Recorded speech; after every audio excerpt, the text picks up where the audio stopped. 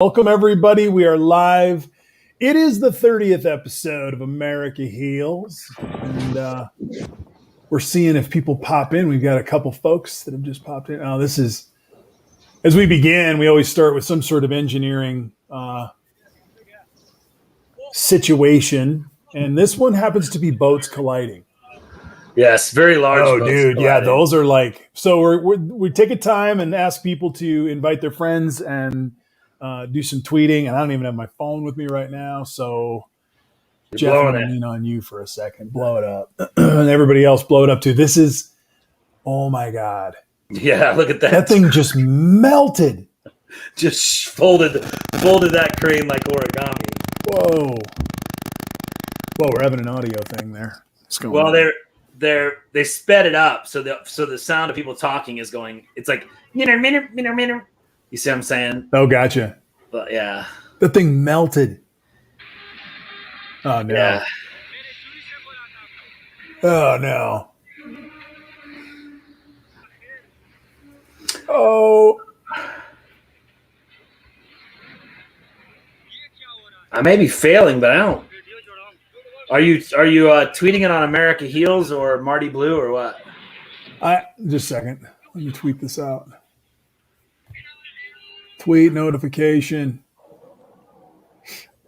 So this boat's coming, just locked sideways and destroying that trolley, just crushing it. You'll see more in a second. It's just getting totally pummeled. Hey. Hello, Zach. Hello, Graf. How you doing? We got folks piling in here. We're just watching some boating accidents as we kick off tonight. Oh, shite. What's up, Greffos? I'm not seeing it on Twitter, but I am seeing it on YouTube. So you're not seeing it on Twitter? No, not in America Heals. All right, hold on. It is. So it got sent out to Marty's personal. That's what I thought it might be. Let me go lock in to the other account. Hello, everyone. Hello. We're just doing some tweeting around right now. I retweeted from your personal side. Okay. Before Jeff makes a comment, the glare on my screen will probably go away when the sun comes down. No, it's dreamy, dude.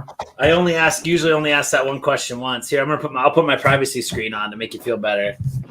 I'll bounce out. I don't have my phone down here. I need to go get it before too long anyway. So I'll bounce out in a second and go tweet it from my phone too. Yeah, so I took a scrap piece of paper just in case I want to turn off my camera. Oh, nice. It works perfectly. No, I can drop you down. No, I'm fine. Software. I'm just saying, like, I don't know if I was in Haps. Already the future fan of the San Francisco Taco Bells. I mean, come on, Risotto. Like, dude, the fact that the Giants are putting names on the back of their jerseys. I mean, I've endured a lot. We've endured losing. I mean, it's back this year, but the DH, that's going to be gone in the future. So don't even get me started. Don't even get me started, Risotto. Dude, what is happening in this one? Are we sinking? They're just major waves. See, I'm still trying to figure out why when I comment on a Twitter live, it's got my Periscope handle. Anyway, who knows? It's all broken as far as I can tell. Trying to get it. Thank you for being here, everyone. Thank you for sharing this thing. So this is like our first try because I had a whole bunch of stuff for Easter. Oh, and by the way, on Easter morning, Zach, I don't know if you can see this or not, but on Easter morning, there was a fresh start like I've never seen before. There's Biden's turn. We got work to do. Jeez. Yeah. But yeah, dude, there's a thing that just crawled off my face on Sunday morning. So I'm clean and fresh shaved, and it's springtime. And then I find out that the Giants are doing this just egregious bullshit of changing their uniforms. So sorry, everyone. Sorry to go sideways on you right away. Are they the ones going to the like neon yellow? Is that what I saw? No, they're just putting names on the back of their uniforms, which is as they should. They're kind of old school. They just never You know done where to that. hit me. You know right where to hit me. Thanks. They're just one of the teams that's always just gone with numbers or whatever. The generational spot right there. Just, Pow. Hey, Devin, how you doing? Yeah. Now, anyway, I don't know, man. It's been a crazy Easter time, and I'm done with all that stuff. And so last Thursday, we didn't it would have been April 1st. We did not do our America Heals then. I've noticed people have been peeling off over to Haps, doing other things. And so it's kind of been a week of transition. But for tonight, we're trying to just see what happens with the Twitter Live and the YouTube. And then if we want to make a change, we'll do that. But this was going to be the trial run tonight and maybe next time too. But so that's the idea. So the more we can, send out and retweet and all that kind of stuff, the better. So anyway, it's great to see you, Zach. It's great to see you, Jeff. I'll take a breath here for a second. I just realized you missed the opportunity on April 1st to say the show was canceled. That's ongoing. True. I actually thought about that. I didn't want to do that because people would believe it at that time. Yeah, There's so much I'm not sure we're a big enough show for that joke. Right, there you go. Yeah, I'm not sure we're a big enough show for that joke. It might just fold up shop. People just be like, okay, sweet. That was that. Never need to look for that again. It was terrible the whole time it lasted. So there you go. Right? There you go. It was just Jeff asking a bunch of dumb questions over and over. No, man. We've lost hope in America Healing. No, we haven't lost hope in America Healing, and I'll tell you why. And we're just going to keep coming back. I think that was his joke about April Fools. But yeah, that would have been a good. Yeah, that would have been good. That would have been good. The headline guy, I like that. Yeah.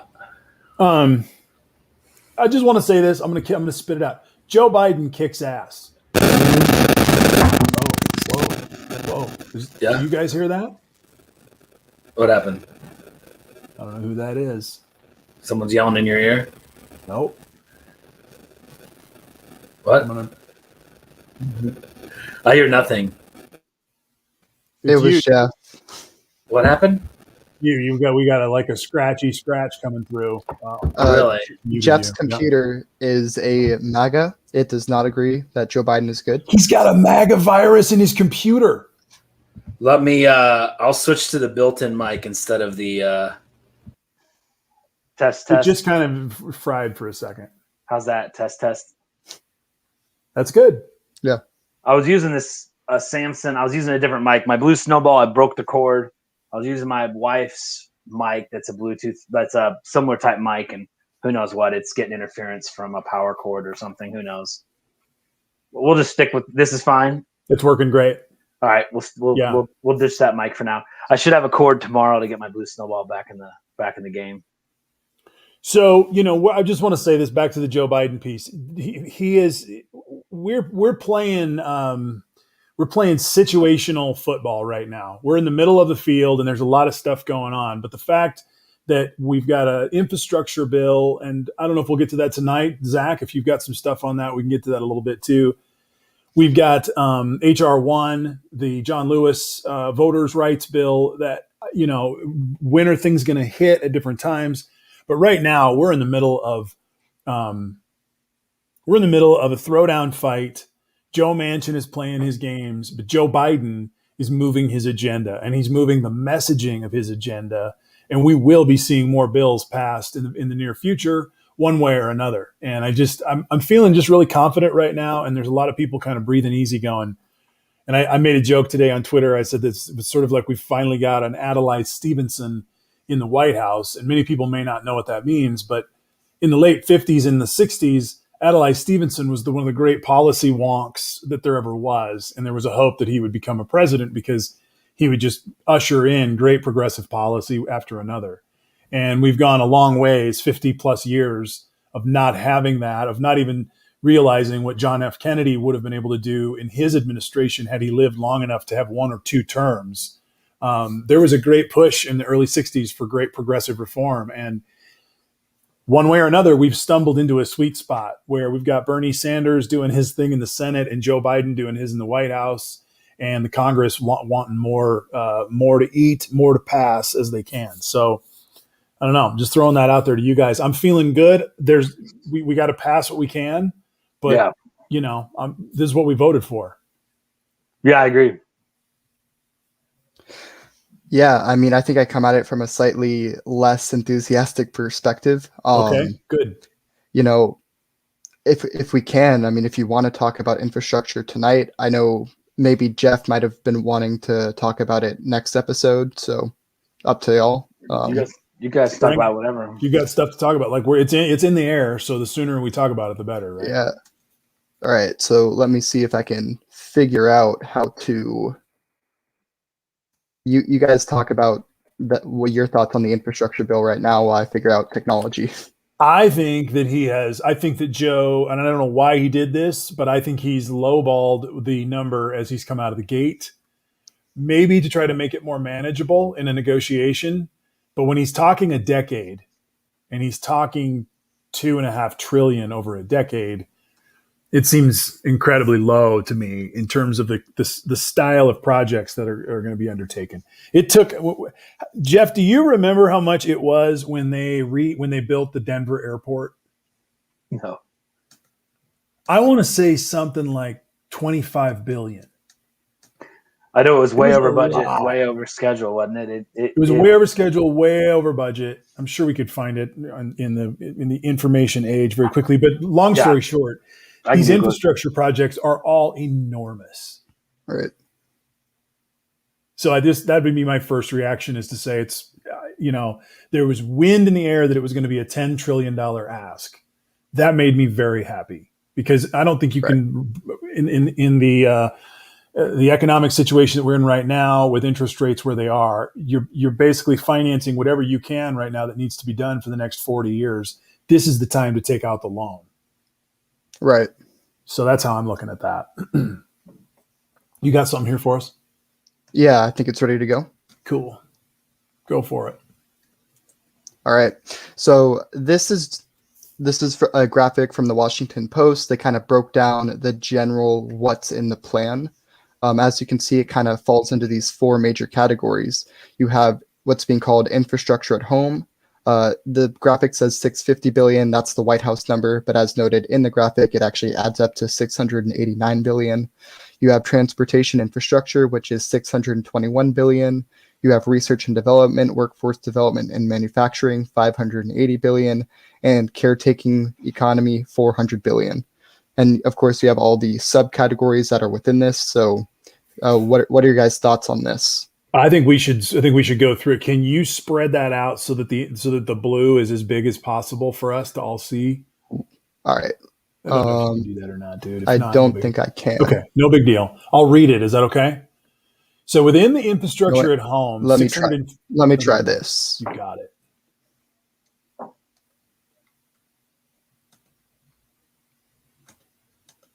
There we go. These are transformational, right? These are transformational endeavors that are going to change people's lives. And there are things that are going to allow local politicians and the local Democratic Party or Progressive Party to be able to talk about victories that really matter to people on the ground. Seeing clean drinking water as the very first thing makes me very, very happy, because that means that someone is asking the right questions. I think it probably needs to be a lot more money. In fact, it probably needs, and this is going to be my position on this right now, it probably needs to be an unlimited amount of money. Let's fix the problems. With drinking water specifically? With all of these things, Jeff, I guess I'm coming at this going, how many trillions have we thrown at a defense budget for every year, and we never blink? And we're just seeing a stimulus check come out into people's lives, and we're just seeing some of these programs that are $1 trillion or $2 or $3 trillion during COVID. But we're arming the people, we're arming the economy, whereas instead we've been arming billionaires and the military-industrial complex with piles and piles of cash. Mm-hmm. And so to just be like, we don't ask how much it's going to cost when the B-1 bombers are made. So clean drinking water at 111 billion. How many B-1s is that? Right. High speed broadband, turn this country on. You want to turn rural America into an option for people to be able to live in different parts of the country and do different things. The electrical infrastructure, our grid could be shut off by several countries, including what did we hear just recently? Including Iran. Iran. Yeah, they could shut us off. They could turn us off for 2 weeks. Affordable and sustainable housing, just having enough homes. We don't have enough homes in this country for people. Right. It's going to be interesting to see where people get wrinkles on this around on the left, especially around housing, because there's a lot of us lefties who enjoy having appreciated home values. And that comes from a lack of housing. Yeah. I mean, in some ways it does. They say there's not nearly enough houses to go around. That's part of why it's tough to get a house. Do you have any thoughts on, I guess, the red aspect, right, which is transportation infrastructure, $621 billion? Wait, before we do that, what's the other down there? On the blue. Literally just other. 28 bill, okay. Yeah. I think each section has somewhat of an other element to it, right? Right, like it's 20 more lines or something that add up to less than 10% of the group or whatever. So they just didn't. Yeah. Yeah. Why break it down to like stoplights, $400,000 or something? So what are you guys thinking on the infrastructure, the physical infrastructure aspect, which is in the red? Well, if I recall correctly, wasn't there a major bridge collapse, interstate bridge collapse in like Minnesota 5 or 6 years ago? And there was this whole discussion that like pretty much all the bridges in the country were built more or less during the Eisenhower interstate system project. So all those bridges are failing and falling apart. So, I mean, it strikes me that makes sense for bridges. We all know public transit is going to be critically important if we plan on going any greener, really. I mean, I don't know about everybody else, but public transit isn't really even an option for me day to day. I think there's like, I don't know, one main bus line. I mean, it's anyway. And then passenger and freight rail. I mean, I should be able to ride a train to Kansas City. It's 180 miles away. It's two biggest cities in this region, and there is no option to ride a train to Kansas City. And I mean, that would be nice. How nice would it be to be able to hop on a train, pay even if it was a $20 ticket, and just grab a backpack, hop on a train, even if it was a 4-hour trip instead of a 3-hour car ride, just sit back, nap, whatever, and just get off a train in Kansas City. Like that would be amazing. And there's just no reason why we can't do that. I mean, the rail exists. It's just there's no passenger cars taking it. According to articles that I'm just Googling here, some highlights, there were several articles that came out in January of 2018 that there are between 47 and 52,000 structurally deficient bridges in our country right now. And it'll take, there's a CNN article that the headline says it'll take more than 80 years to repair the 47,000 bridges that are structurally deficient. It's more than that. Okay, so it's more than that. Oh, I got some graphics, as you might be able to see. Okay, good. I'll go for later. So I guess where I'm at is this seems to be a low number for a couple of reasons. For Jeff, what you were talking about, because what you're talking about, Jeff, is a new economy. Right. You're talking about a new way of doing business, of living life, of getting around. And it always takes lots of money to invest in that. So let's go back up to the airports. $42 billion for airports is going to build. What is that going to build? 5 airports? I don't know. I mean, we got to think about that. The Denver airport, I didn't get the total figure, but it went over by 500 million. So it was obviously a okay. So maybe it wasn't 25 project. billion, but they're putting up new stadiums now that are $2 billion. So, well, and I'll tell you a little secret. Airports have runways, and runways they pour those runways like a foot thick, and they're huge. So just the concrete in the runway is probably one of the highest expenses of a new airport.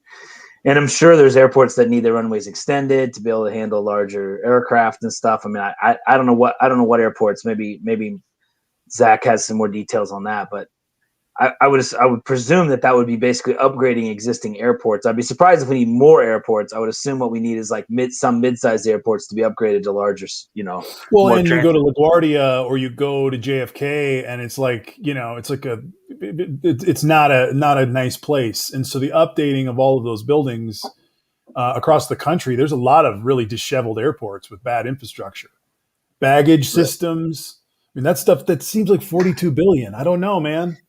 I can tell you some stories about baggage systems. So we also have this aspect of it. These two portions, which is research and development and caretaking economy. So research and development is an extremely important part of building any economy, especially if we're trying to create a new economy, right? When we're talking about building up the infrastructure for a green economy, you're going to need to put a lot into research and development. Yep. So once again, this, as you guys, the kind of theme is, this seems like a low number, right? And then the caretaking economy, I think this is more of a positive shift into showing the economy is more, infrastructure is more than just roads and bridges, right? It's people is part of our infrastructure.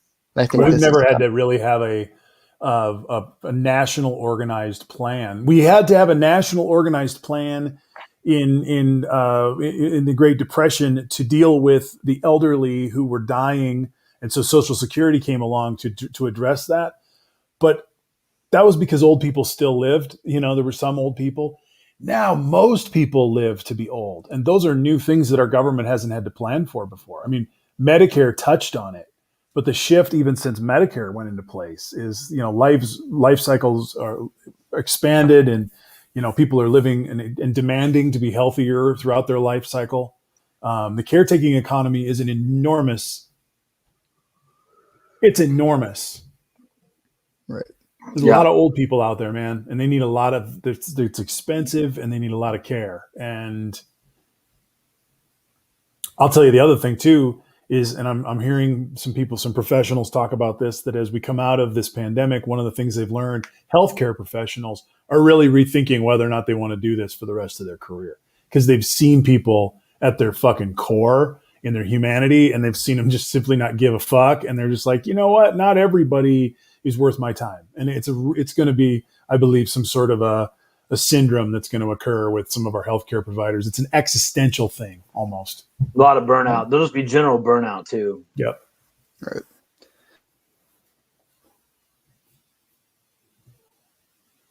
I don't know, Jeff, what are you thinking about this stuff, man? Is this low? Is this high?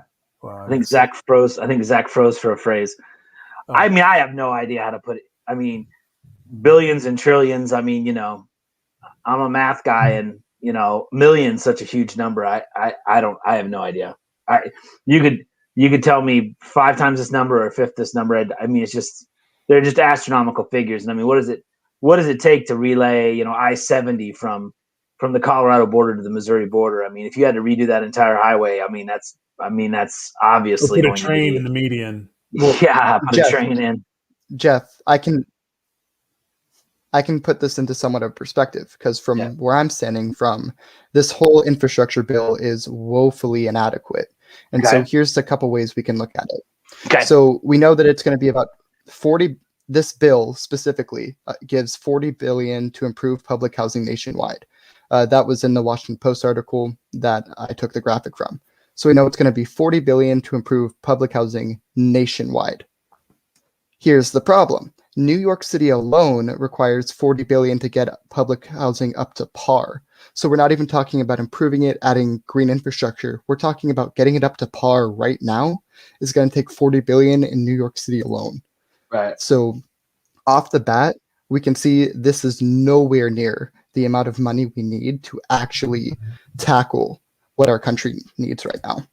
And another way to put it is, if we look over here, the bridges aspect. So it's fixing 10 major bridges and 10,000 smaller bridges with a portion of the 115 billion. So we're not talking a full 115 billion. A portion of this is going to be allocated to fixing 10 major bridges and 10,000 smaller bridges. Wow. That's good, right? On its own, that sounds like fixing 10 major bridges is a good thing. Here's the problem. We have an estimated 230,000 bridges in need of repair at a cost of 164 billion. So this number, a portion of 115 billion, is not coming anywhere close to the number that we need.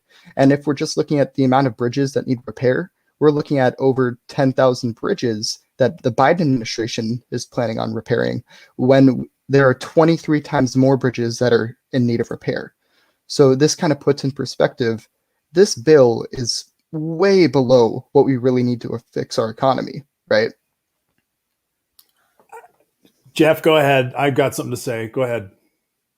No. I was just going to say, this is this is the element that Michael Lewis was talking about in the PR, the need for PR to discuss this stuff, and that the government doesn't have, a lot of them don't have the ability to hire PR firms. But we learn about public health, we learn about public safety, and we get up in arms about various things. If people knew, if there was a rating system, Zach, if you knew that in order for you to go to the grocery store, you were going to cross 9 bridges that were on this list, or Jeff, if you knew that you were going to drive your kids across 6 bridges just to go to church on Sunday, Right. with your kids in the car, that 4 of which could collapse, they're at a rating scale, right? We don't have that. We don't have that transparency and process so that people can make educated decisions. But 230 freaking bridges, Zach. Holy shit, man. Right. And this is one of my problems with the Biden administration and the concept of moderation. If you have 230,000 things that are in need of fixing, fix 230,000 bridges. You don't need to moderate that. You don't need to go halfway. Just fix the problem. And what this bill is doing is fundamental, like at its core, it's not fixing the problem. And I think that's kind of one of the bigger takeaways I have from this bill. I think you can have 2 things that are true at once. Fixing 10,000 bridges is a good thing. Fixing 10,000 bridges is nowhere near enough. I think those both can be true. All right, so then let's pull back and talk politics for a second, because we've already heard that, and I don't know if they're going to do it, but this is the first time that I've heard Biden's administration discussing the idea of a first round and a second round, or a first ask and a second ask, and maybe a more asks as we go. So if it's a 10-year thing and there's, we need $10 trillion and we're asking for the first 2.5 here for this, is there a chance that we need to start slower so that we can start showing success? I'm trying to be optimistic about this, because I agree with you. Why not just fucking, when you have the votes, if you're going to do it, 230,000 bridges, let's fix 300,000 then. Right? Right. Why not? Why do we live bridges, with, right? why do we live with dilapidated safety? Why? You can't do that if you're going to go start a company right now, and they're going to make sure your bathrooms are safe. They're going to make sure that your factory is safe, and they're going to double, triple check it. But then you can drive home on a road that's supposed to be in the public square, and we're too cheap to fix it. That doesn't make sense. We know better. I mean, yes and no. Yeah. I mean, a facility is going to update what it can under its budget. It's not going to just replace the entire warehouse every 5 years because the wind's whistling through it, or the roof is has leaks. I mean, in other words, No, right. everyone has to make things work based on the money they have. I guess let me ask a stupid question. Why can't you do this infrastructure bill? How long is it going to take to fix 10,000 bridges? I mean, is that a year worth of work, or is that? I mean, in other words, we can say let's fix 230,000 bridges, but is that 23 years worth of bridges? In other words, do we need to do a bill like this every year for the next 23 years? Or I guess I'm just trying to figure out, like, are we trying to do a century worth of budgeting in one bill, or should this be a 4-year worth of infrastructure work? Or I guess what's the timeline for this infrastructure plan? Is it supposed to be stuff 8 years? So yeah, but I assume jobs might go on beyond that. Yeah. But so I mean, this is 230,000 bridges that are in need of repair, and this is just bridges. We're not talking about literally anything else. Only Right. bridges. Right. So if you throw in all of the other infrastructure problems America needs, it's going to take more than 8 years to just fix that. And we're not talking about like a warehouse budget, right? We're talking about the United States government, so I think it's fundamentally different. You're not trying to balance two things. The United States government can spend. It has that ability. I think what's often missed, right? This is something that MMT theorists will talk about, is that when you spend money into the economy, you're creating a deficit. If I give Marty $100 and I tax back $90, Marty has an additional $10. So when the government gives $100 into the economy, taxes back $90 from the economy, there's 10 extra dollars into the economy, right? So I think when we're talking about a budget, you can spend, especially with the interest rates so low. So it's not a question of do we have the funding. We 100% have the funding to do this. We can fix all 230 bridges, and that's going to supply a lot of jobs to our country, right? Sure. And that's one of the, yeah. So, and once again, it's not just bridges, it's the roads, it's the highways, it's the airports, it's the public housing. Sure. It's all the things that we haven't thought of that might come up, right? So, well, and we're doing this. We have to and in remember terms we're of doing this because we've had 30 plus years of the Republicans playing this austerity game on one side of the ball. We just, in terms of domestic spending, you know, they've just been like, no, but they've been spending like drunken sailors when it comes to wars, when it comes to defense budgets, when it comes to things that they want to just blow cash on, just burn it. They've never had a problem with that, including the tax cuts under Trump. Now we want to spend some money and have roads. They were talking about this bridge in Cincinnati. I think it might be one of the major bridges on that list. And they were talking about when it's done, if they can have it, it's going to save hundreds of thousands of hours a day for people in the city just because they can go straight across the river where it's going to happen. And like those are the other elements of living life in a town where Republicans have been in control for so long that change can't occur.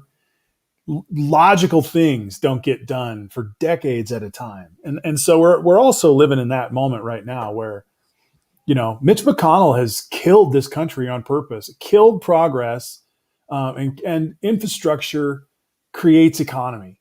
And you know, I mean, if the bridge count is proportionate to the money they're talking about, obviously they're talking about highways and highways, bridges, and roads. So I don't know what their highways and roads money is, but assuming it's all proportional to that 10,000 bridges to the 230,000 bridges, if you take the highway, bridges, and roads times 23 to get up to the 230 bridges worth of money, that's 2.6 trillion just in that one box. 164 billion. So I think a lot of the money is coming from the 10 major bridges that are going to be fixed, right? So you need 164 billion to adequately address the 230,000 bridges in need of repair. So this is the number. Why do the first 10,000 take 115 and the next 220,000 only take 50 billion? I think we're talking about the 10 major bridges are probably taking up a lot of this money. Okay, so right? like the 10, because it costs a lot more to like, let's say the Golden Bridge. Yeah, the Golden Gate Brooklyn Bridge, the big boys, and then there's a bunch of just like rail bridges that need a coat of paint or something. Right. Okay. Sorry, I missed a whole bunch of great comments over here, you guys. I had the whole thing on full screen so I could read it with Zach, and I'm just looking. There's a bunch of good comments. I'm reading it full screen I'm reading it full screen, by the way, on the Twitter feed because the resolution's better than our own in studio. Just FYI, I don't know if that. Oh, interesting. Cool. Yeah, Sam like I'm had reading a couple off of my points pad. about the idea that the second ask will never happen, and I always believe that that's correct. That's fair. I mean, if it's supposed to be an 8-year plan, I guess I don't know. If those 10,000 are the worst 10,000 bridges, I can believe that would take 8 years. I mean, I understand what you guys are saying, but I mean, asking for everything, if that tripled the price of the bill, I mean, is that just scope creep to the point that no one would approve it? I mean, I don't know. I'm not a senator. That's my only thought is they're trying to do an 8-year plan, not an everything plan. Because when you try and fix everything, in my experience, that's not really a plan. That's more of a goal. But right. And I kind of want to bring this into perspective for some of the other plans that were out there, right? Like actual plans and hypothetical plans. Right. So if we move beyond this, you look at the Biden plan. So it was 2.25 trillion. That's what we're talking about here. All right. Right. Yeah. Then you look at the Manchin plan. Now he never proposed anything specifically, but he said he wanted a $4 trillion plan. So off the bat, we're talking something that's less expensive than what Joe Manchin would be comfortable doing. Why So the hell? what's Manchin doing then? So Manchin's problem right now is with the corporate tax cuts. We're talking about two different aspects.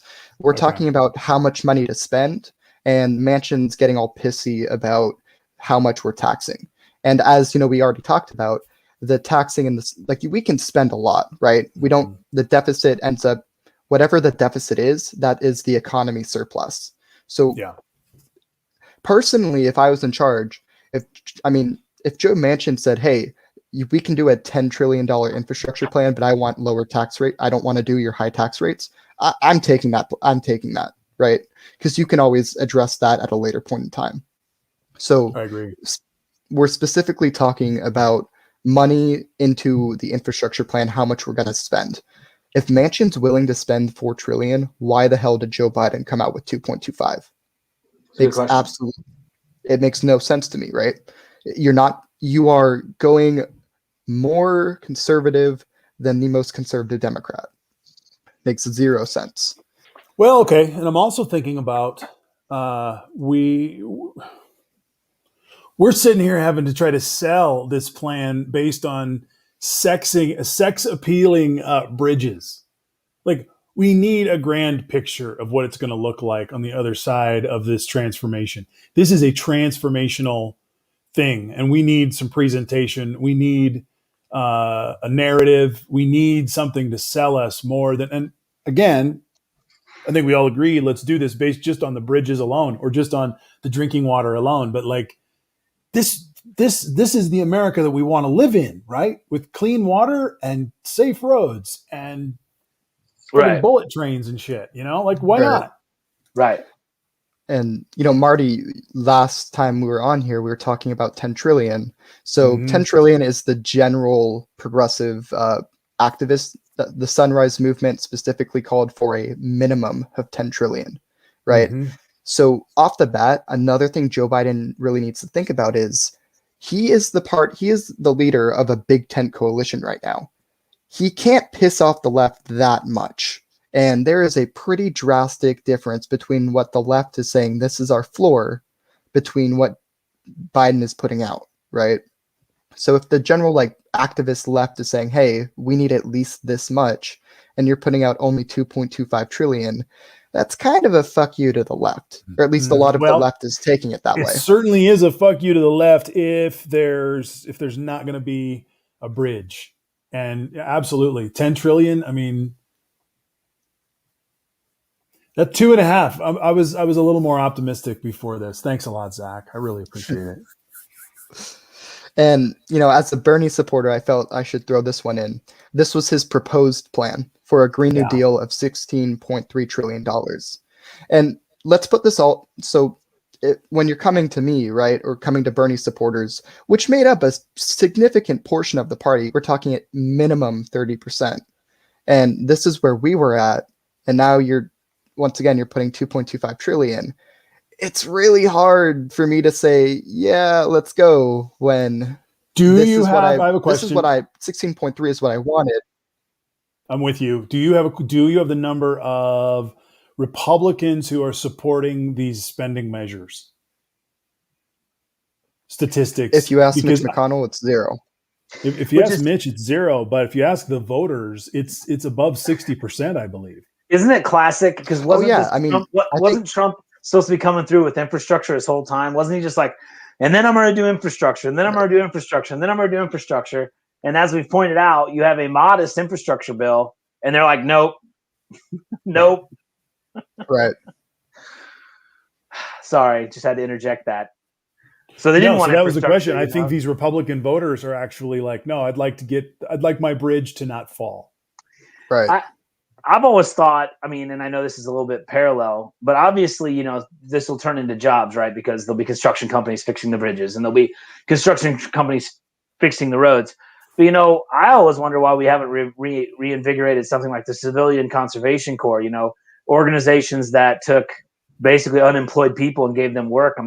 Why can't, while you're building a bridge project, why can't you have a group of people come in and, do all the planting on a city budget with city supplies and people that are eager to work labor and and interleave that with these infrastructure projects. There's going to be a lot of just planting grass, blowing that grass seed. We've all seen these projects where they bring out that big truck and blow the seed and all that. I mean, all I'm saying is, I hope in this project there's some jobs integrated in that. It's not just throw money at these projects and let these contractors make money. I hope there's some ideas to involve citizens in these projects too. Right. I want to pose two questions because they're both they're kind of on the same different edge of the same blade here. So Greff says we need to dump money into our country, but and I think he says the politicians want to spend the equivalent to used tires, and that's the 2.5 essentially, right? Right. And then Sam brings up the key, and this is what I want to just keep lifting up. We have to sell it. Yeah, dude. Whenever I'm talking about a change in my church, something like this, whenever there's a fight, it doesn't matter what it is about. It always comes down to the fact that somebody has a problem because they don't understand what's coming. And until everybody understands, hey, here's what we're going to try to do, and it's not going to be that bad, or it's even going to be better, then all of a sudden they get along with it. And it takes forever. It takes forever. And it takes forever. It's hard work. But first thing you got to do is have a crystallized vision of what you're fucking trying to sell. It's hard. Right. You can't just be like, no, it's really going to be better, and we're just going to do stuff, and it's going to be great. No. A great example of terrible change management, for example, would be our COVID response. There was no plan. There was no vision of where we were going. Literally, as we made one step forward, we made two steps back. In other words, you have to have it begin with the end in mind, right? It's one of the 7 habits, right? Where are we going? How are we going to get there? Yeah. And change management's also difficult. People don't like changes. People don't like surprises. You got to lay things out as clearly as you can and then do your best to meet those goals. Matt, I did shave, man. It's like fresh year, it's Easter and opening day all in the same weekend. I told Matt to cool off. He sounded like he was losing control of himself down there. You got a cheerleader. It's a cultural problem with the Democrats. This is so true. They resent people who know how to sell shit. Literally, they don't like admitting that advertising works or admitting that it's just part of life. But yep. We got to have it. So, right. Well, I don't see how are the Republicans going to stand in front of this? If they try and get in the way of it, like what is your problem? Like, what do you want to do with all these bridges? Right. And I want to, Jeff, we talked earlier about how long this is going to take. So this next one kind of shows per year, right? To put it in a little more perspective. Right. So we're looking at Biden. Manchin never gave a specific plan, so I just went with 8 years. Gotcha. The Biden plan. So Biden's plan, 8 years. The Sunrise plan is 10 years, and the Bernie plan was over 15 years. And his plan, I simplified it, but it was a little larger than it was 1.8 or 1.0866 repeating. So that's what we're looking at with Bernie's plan. You didn't denote the repeating 6? Too much work, man. You didn't put the lines? No, I'm just kidding. That's obviously close enough. You could have just put 1.1, to be quite honest. That probably would have been just now when you put it that way, now you're selling me over here, Zach. Look at that. It's all the 6s. See, now that you know about the 6s. Well, 15 years, it's a longer mortgage. I think it's a good point. I mean, yeah, when you put it this way, it looks more like before it looked like the Biden plan was, a tenth of what it should be. This obviously seems to sell it as a quarter of what it should be. So that's it's moving in the right direction, It also makes the Manchin plan look 10 times sexier than that Biden plan, just if you look at those two together. Like it's a big bite each year for 4 years or for 8 years. It's not as long as the others, but that's a chunk. And it is a good point. I mean, I'm not an economist by any means, but the point that is made by economists is deficit spending can stimulate the economy if the deficit is coming from spending on the American people. In other words, if the federal government is paying Americans to build infrastructure and not collecting enough to cover it, that's good spending versus, for example, buying, foreign-made commercial aircraft or something where that money goes out of the country and you're just in a deficit. So investing paying 20 million people to work on infrastructure is a good reason to be in a deficit. Yeah, because fundamentally, if you run a mechanic shop and you spend $100 on new wrenches, It's you've got wrenches. If you go spend $100 on sunflower seeds and you could spit them on the floor and clean them up, but you got nothing left, right? And Correct. Right. and so putting the infrastructure in place that gives 100 years of economic productivity potentially. Right. And I think, Marty, you were talking earlier about the popularity of an infrastructure bill. I Yeah. think any of these plans are generally going to be very popular, right? The question is which one actually meets the moment. And I would say you need at least something like 10 trillion to meet the moment, just because of how big the issues are that we're having, right? I mean, we're not only talking about just our infrastructure, we're also on the clock against Mother Nature, trying to we're at war with Mother Nature at this point, right? And it's going to take a lot to really change how our country operates to actually meet that moment. Because we're not just talking about infrastructure, we're talking about the climate crisis. And one of the problems I have with the Biden plan is $281 billion a year. Is that going to be enough to make sure that my sky never turns orange again? Right? Right. So I think that's something that the left is coming from. And when you think of the political feasibility, are progressives going to be able to sell this to their base? Say, hey, look, this is something we all know is woefully inadequate. I've said it's woefully inadequate, but I'm going to vote for it because, I do. And I also want to say something that we've talked about on this show several times. It's something that is well documented at the end of pandemics, that every time there's a pandemic that ends, people, when they come back together, architecture changes, organizational systems change, people come back, and various systems change within the first 5 to 10 years. What you don't want to do, I'm just thinking about this right now in a different way. We're at a time right now where Joe is in a sweet spot. He can actually get the money in place for the growth that's going to happen naturally as the pandemic ends. Boy, do you not want to take half a loaf at that point. You want to take the biggest bite you can if we're about to go into the biggest boom that we've seen. So has this been submitted as a plan, or is this an actual bill on the floor? I believe it's been submitted as a plan. I'm not 100% sure if it's been put into fully bill form, if you will. So there is a chance he was intentionally lowballing, so everybody go no way, and bump up to say 600 billion a year for, maybe he knew it would float and it looked just ridiculously low, and everybody want to double it, and he'd be like, there you go, and then it passes, and it was everybody else's idea to double it. But I mean, typically though, when a bill gets put in, does it go lower? Like, does it go lower? Does it go higher? Well, again, it requires knowledge of knowing exactly what we're talking about. I mean, right? So this bill comes to the floor. Think about all the Republicans. Like, I assume Halliburton does some of this work. Some of these big companies we've heard about for decades. So when the bill starts to go to the floor, and it's like, well, wait a second, this is all money we get to, you're going to pay us to do this work. They're gonna be like, go, go, go.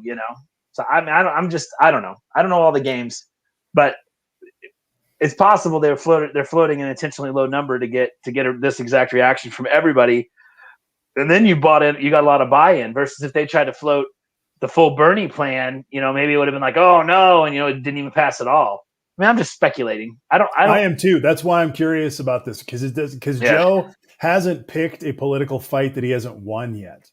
And so that's why I'm curious as to why he's picking this lower number that does seem, quite honestly, it seems like it's not nearly enough. Well, if everyone comes back and says more, I mean, there's a decent chance, right, that the bill will come out double. Yeah, and then it's not his fault, and then he can just sign it. Yeah, you can be like, I shot low, and everyone wanted higher, so we're going to go higher.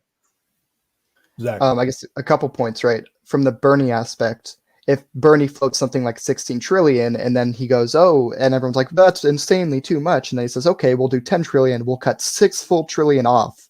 And then you end up with a $10 trillion bill. That's kind of, I think, where the left comes from, where go as high as you possibly can. And then you're going to negotiate down to a decent $10 trillion plan. So that's my counter to you. Yeah. And thank you, Sam, for this. I don't know about that. I'm sorry. Maybe I'm missing something, but I mean, when you talk about infrastructure, I mean, my grandfather was a civil engineer. I've been on highway projects. I've been in active limestone mines. I've experienced a fair bit of civil construction, huge grader projects, ditch installs, et cetera, et cetera. There's a lot of things. I mean, you have to buy equipment. You have to buy, and by the way, equipment. You're talking about these huge Caterpillar pieces of equipment. So I guarantee Caterpillar wants this. I guarantee John Deere would like this. I guarantee, all of the major tractor manufacturers want this, and on and on and on. Who makes the cranes? Who makes the several different high bolt and some of those other cranes we use? I assume some of those are American companies.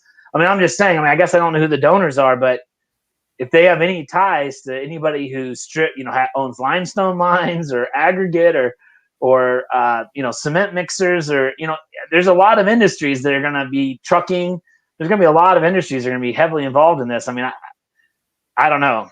Yeah, all the big industries will want it. And I guess so. I guess there's a space between campaign donors and big industrials. I mean, I guess I think of those two things kind of coming together. I mean, I get that there's campaign donors that are donors in finance and in tech. Neither benefit. Well, tech does with broadband, for example. I mean, if all of a sudden you got better broadband, well, now you need a better computer. You need the newest iPad because you can handle the data bandwidth and such. So, I mean, I don't know. I mean, I guess I'm having a hard time figuring out who wouldn't want this. I mean, I actually think he's on to something though, because here's why I know he's right. We haven't been able to get any of this shit done for 35 years for a lot of various reasons. So True. I think it's a fair question to lean into who doesn't want this, and let's start making those people famous right now, because it doesn't make any sense to not want this. It really doesn't. I mean, quite frankly, you've got, everybody. You have a big road project. I'm sure your diners and your grocery stores and your hotels, and everyone benefits. All those people, if they're from out of state, they got to stay somewhere. They got to eat somewhere. Now a lot of those guys are really frugal. They bring campers and stuff like that. But long story short, they're still going to need groceries. Anyway, I can't, just thinking about the highway part of it, it's got to be great for every state. So I would love to see, by the way, I-70 between St. Louis and Kansas City, 6-lane. That needs to happen. If that's in the bill, it could be $100 trillion, and I would vote for it. If you've ever driven from St. Louis to Kansas City on I-70, it is a freaking nightmare. It's got way too much traffic for 4 lanes. I think one of the reasons why finance could be behind not wanting this, right, is any of these numbers, but especially if you look at the higher end of, the Sunrise Plan or the Bernie Plan or even the Manchin Plan, right? And hell, even the Biden plan to an extent, it's talking about a fundamental shift in the way we view economics. And I think that's terrifying for them. They don't want that fundamental shift. So if you start talking about a $16 trillion plan over 15 years or a $10 trillion plan over 10 years and say, hey, we are going to spend because the deficit is actually a good thing, because the deficit, in other words, is just the economy's surplus. That's what the deficit is. And when we flip the framing on that, it completely blows open the whole past 40 years of what the finance industry and what a lot of these economists have been saying.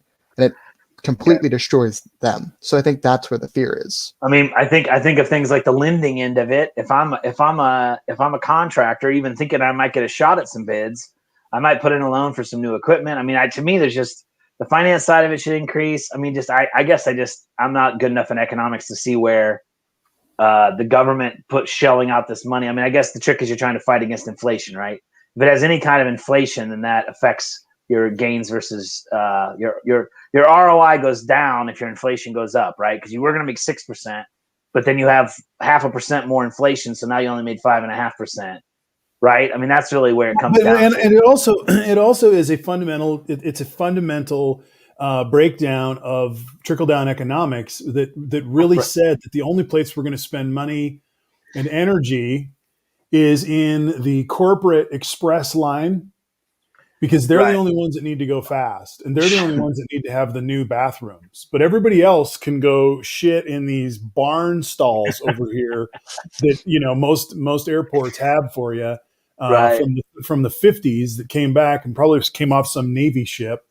They all hang from the ceiling, so when one person opens the door, like all the other doors pop open. But that's the thing. We don't have great Ingenious. infrastructure for a reason in this country, because there has been a political move since at least the Reagan administration to say no, we're private, we're consumers. If you want to go to a nice place, you'll go to a private resort that Disney owns, and they'll take care of you, and you'll fly on, you'll fly first class, and you'll have this different thing. And so we have to recognize that Zach is 100% correct. If we start making Stop there. That's it. Zach was 100% correct. End of story. 100% correct, dude.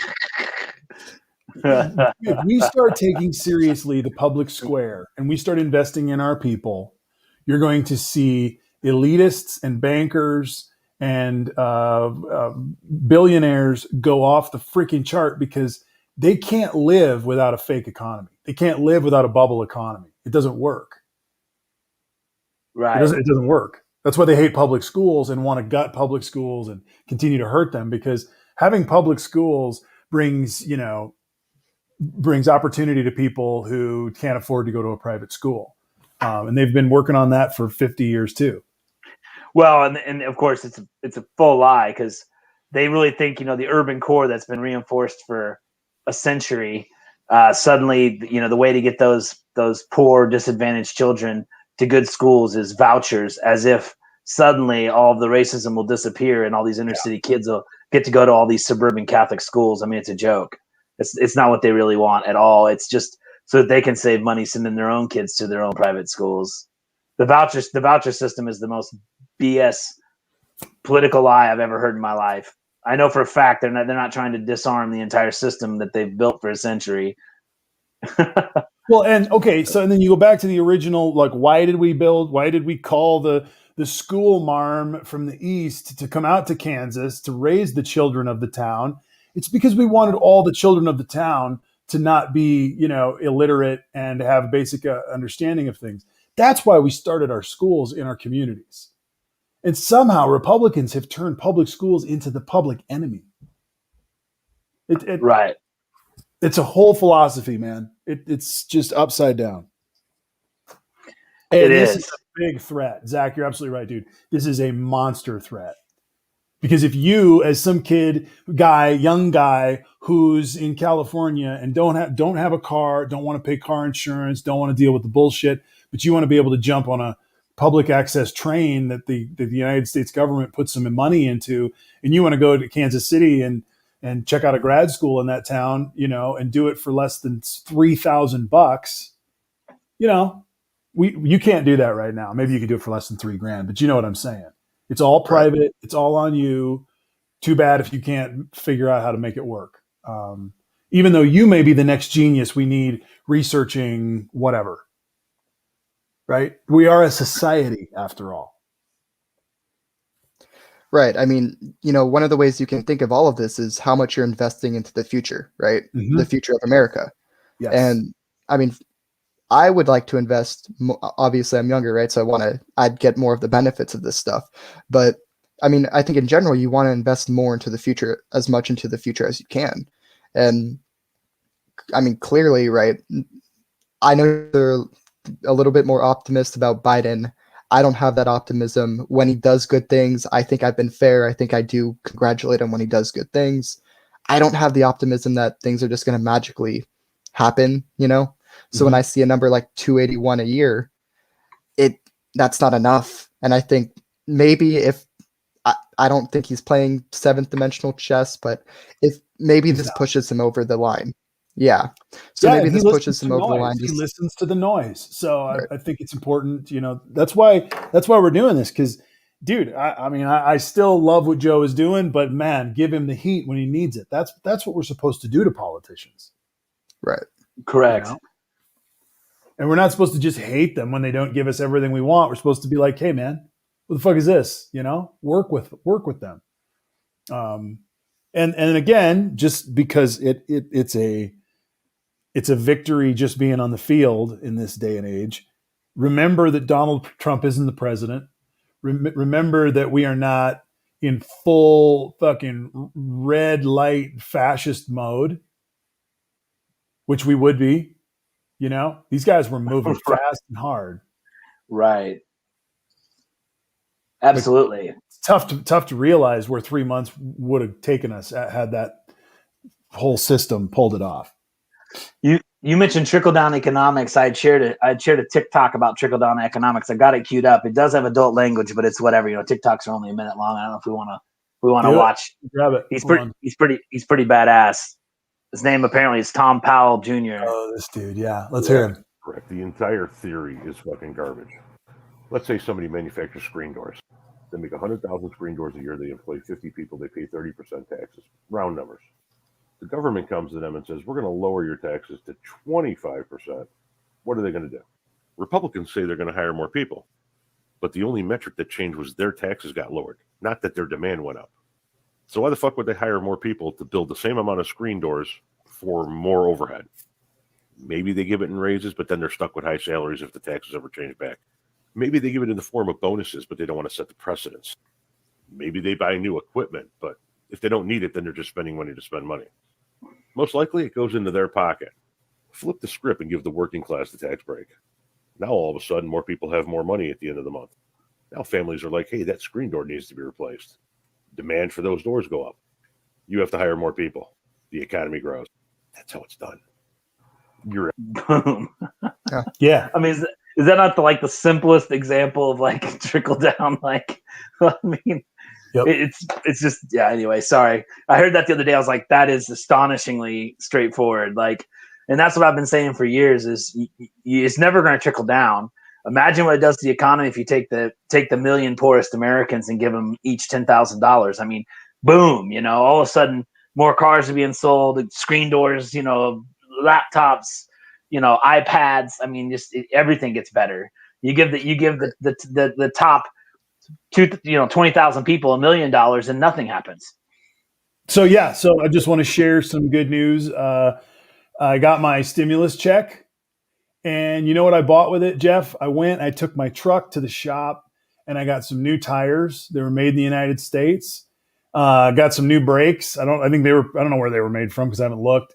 But just got my truck in good order, and put the money in the hand of a local business and also manufacturer in the United States, and I got a safer truck right now too. You know what I mean? Like that was a positive thing that I couldn't have done right now in this season normally. And so I used the money for an economic thing. You know, I think that's what stimulus is supposed to do.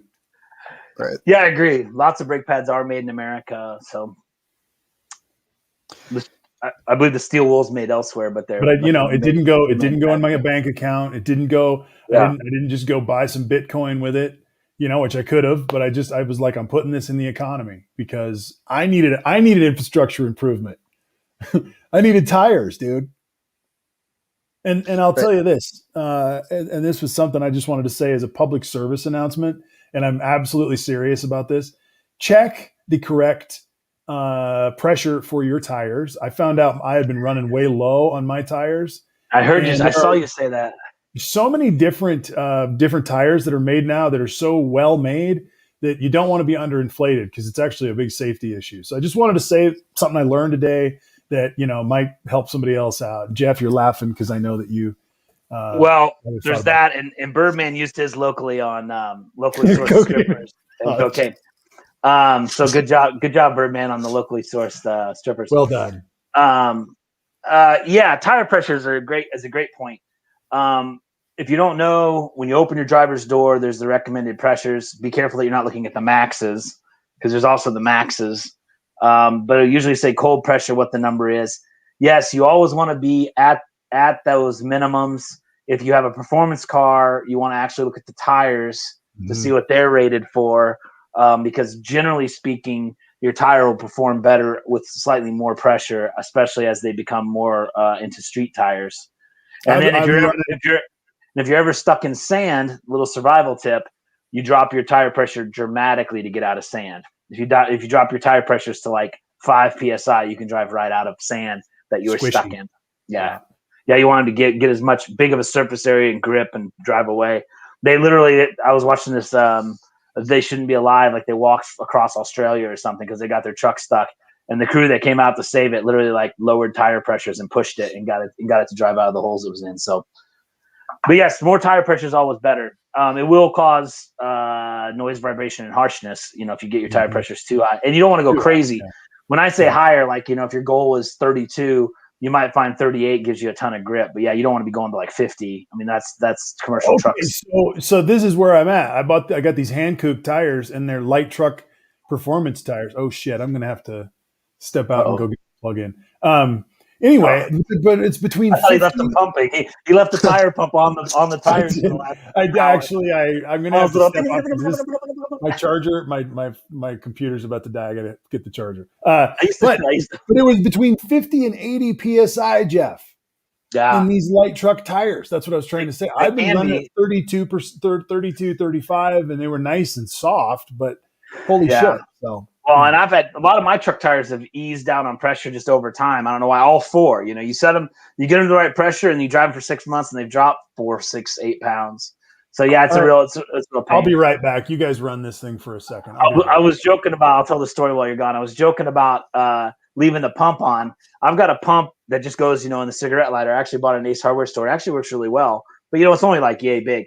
So if you need to add like 5 psi, like I literally would use my watch because like you plug it in. And this is a little compressor. I mean, it's kind of like an aquarium pump. It pumps the tires though. But you like set, but you don't get distracted. If you're going for 3 minutes, you better not go grab food or something. Come back with a blown up tire. But yeah, tire pressure is a key. Now, a lot of cars, of course, have TPMS, not sensors now. So, you're not likely to be danger low. But those things, some of those don't kick in very early. So the other thing to remember, of course, for those of us that have seasons, unlike Zach, is whenever there's a cold snap, the air in your tires are probably always seeping a little bit of pressure, but then when you get a cold snap, the tire pressures will drop off the table. So, the first time it gets to freezing in the fall, it's always a good idea to check your tires. I generally don't until my wife comes home and says she has a flat tire, which of course she doesn't, but it's a sensor. But yes, tire pressure is the key. And if you ever get into autocross or any kind of racing, you generally go well above the door, say 20% above the door card. Well, while he's gone, I guess I could rant about the Virginia cop. I do want to talk about this. And yeah. If everyone doesn't know, Virginia Beach had a really bad day about a week ago. They had first point that I'd like to make is they had a 2-person gunfight where 9 people were injured. So 2 people shooting at each other. So just for the next time someone says, open carry, concealed carry, there's no consequences. People don't get in shootouts. Not true.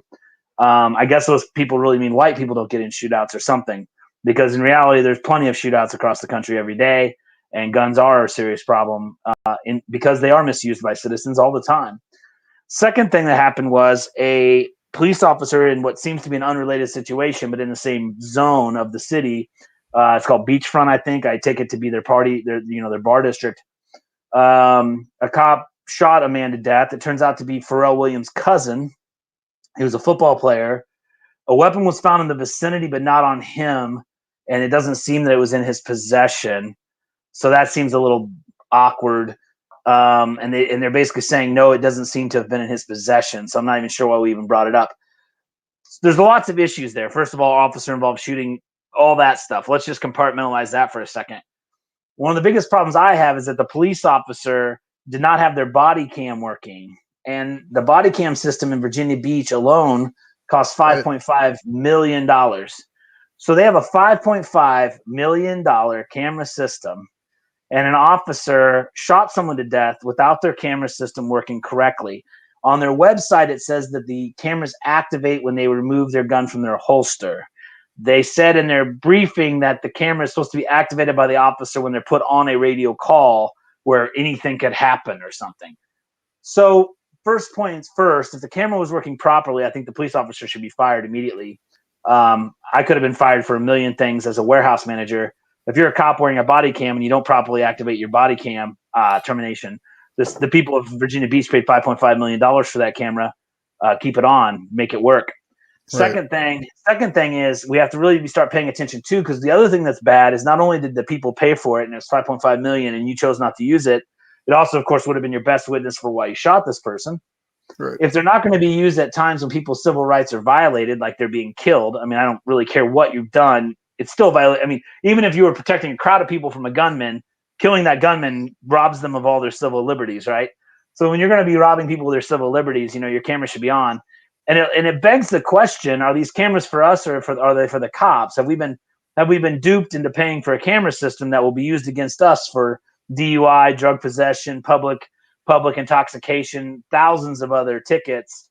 But then if the arrest ends in us getting shot, well, suddenly the camera doesn't work. We're in court. We've got the body cam footage of us being assholes. But if we get shot to death, suddenly the body camera wasn't working. So I think it's something we have to continue to pay extreme attention to. Now, I don't believe Virginia Beach is making any excuses. I mean, it's been quiet for about a week. Everything blew up, but I searched it today and found no new news. Well, So that might be because we've already had like 3 mass shootings since then. So could be, but the Virginia State Police are involved now. Originally, the Virginia Beach Police Department, the press conference was kind of weird. Somebody was asking questions, I believe, from Black Lives Matter, not an actual press person, was asking were there street cams. The officer acted like he couldn't understand him. He had to ask it 3 or 4 times. There were several questions that came from someone who called themselves like BLM 62 or something. It sounded like a chapter of Black Lives Matter, who may not have even been a member of the press. But he asked several and pointed questions, and the police chief just basically said, we don't like to involve other agencies because we don't like we like to protect our evidence. We don't want confusion of jurisdiction. I mean, he had just this sort of nonsense answer why they didn't want to hand it over to the Virginia State Police. But anyway, it seems like it has been handed over to the Virginia State Police. But to me, obviously the shooting itself was a real problem. The gunfight that was unrelated is yet another problem. Ironically, as I'm researching the story, 2 people get in a gunfight and 9 people are injured. But then a police officer misusing their body cam. As I was saying while you were away, Marty, I mean, I was a middle manager for a long time in a lot of corporations, and I could have been fired for a lot less, than turning on a city-issued body cam when I confront someone and end up killing them. I mean, to me, that's just a failure just on its face. It doesn't really matter what happened in the shooting. The fact that you didn't capture the shooting on camera, to me, should just be termination. I think we're going to see a lot more fights over the body cams, because I think with the Derek Chauvin trial, it's going to prove that the body cams actually work and can hold people accountable. And I don't think that's going to be something police officers have to grapple with. And I think we're going to see a lot more fights over it, because I think that body cam footage is what's going to put Chauvin over the edge and actually get a conviction on him. Yeah. Well, the other thing I'd say is if the cameras are glitchy or don't work all the time, if I was a citizen of Virginia Beach, I'd demand a refund. Right. Send those cameras back and give us our $5.5 million back. If you're either not going to use them correctly or they don't operate correctly, we were sold a bill of goods and we want our $5.5 million back. I'm noticing a veil of propaganda, a veil of articles, a veil of Netflix shows that are talking. And Jeff, we're gonna pull a generational thing here, and Zach, you're on the other end of this generation, but there's a whole new feel about the war on drugs as a historical event, as if it's been over for quite some time, or at least that in the mind's eye of the American people, that they've known that it's wrong, that what's happened, that cocaine and crack cocaine was disproportionately put upon communities of color. Marijuana has, been looked at one way here and looked at another way there, all sorts of things going on. But the core, I guess, element of the just say no culture and then just throwing people in prison, that sort of has, without a lot of fanfare, just gone by the wayside as a normative thought in this country. I'm sure that there are still some pretty hardcore right-wing folks who love to weaponize our police, who want to keep pot, illegal so we can just keep the war on drugs and keep fucking hammering people. But I think overall, so I'm going to stop and ask if I'm off base on that. Has the barometer moved in general from that war on drugs being legitimate to the war on drugs being illegitimate? And I'll listen to the comments as well as you guys. Speaking for your generation, you two, if you can. I think it would be fair to say, from my generation at least, that the war on drugs was one of the worst policies pursued by any administration over the past 40, 50 years.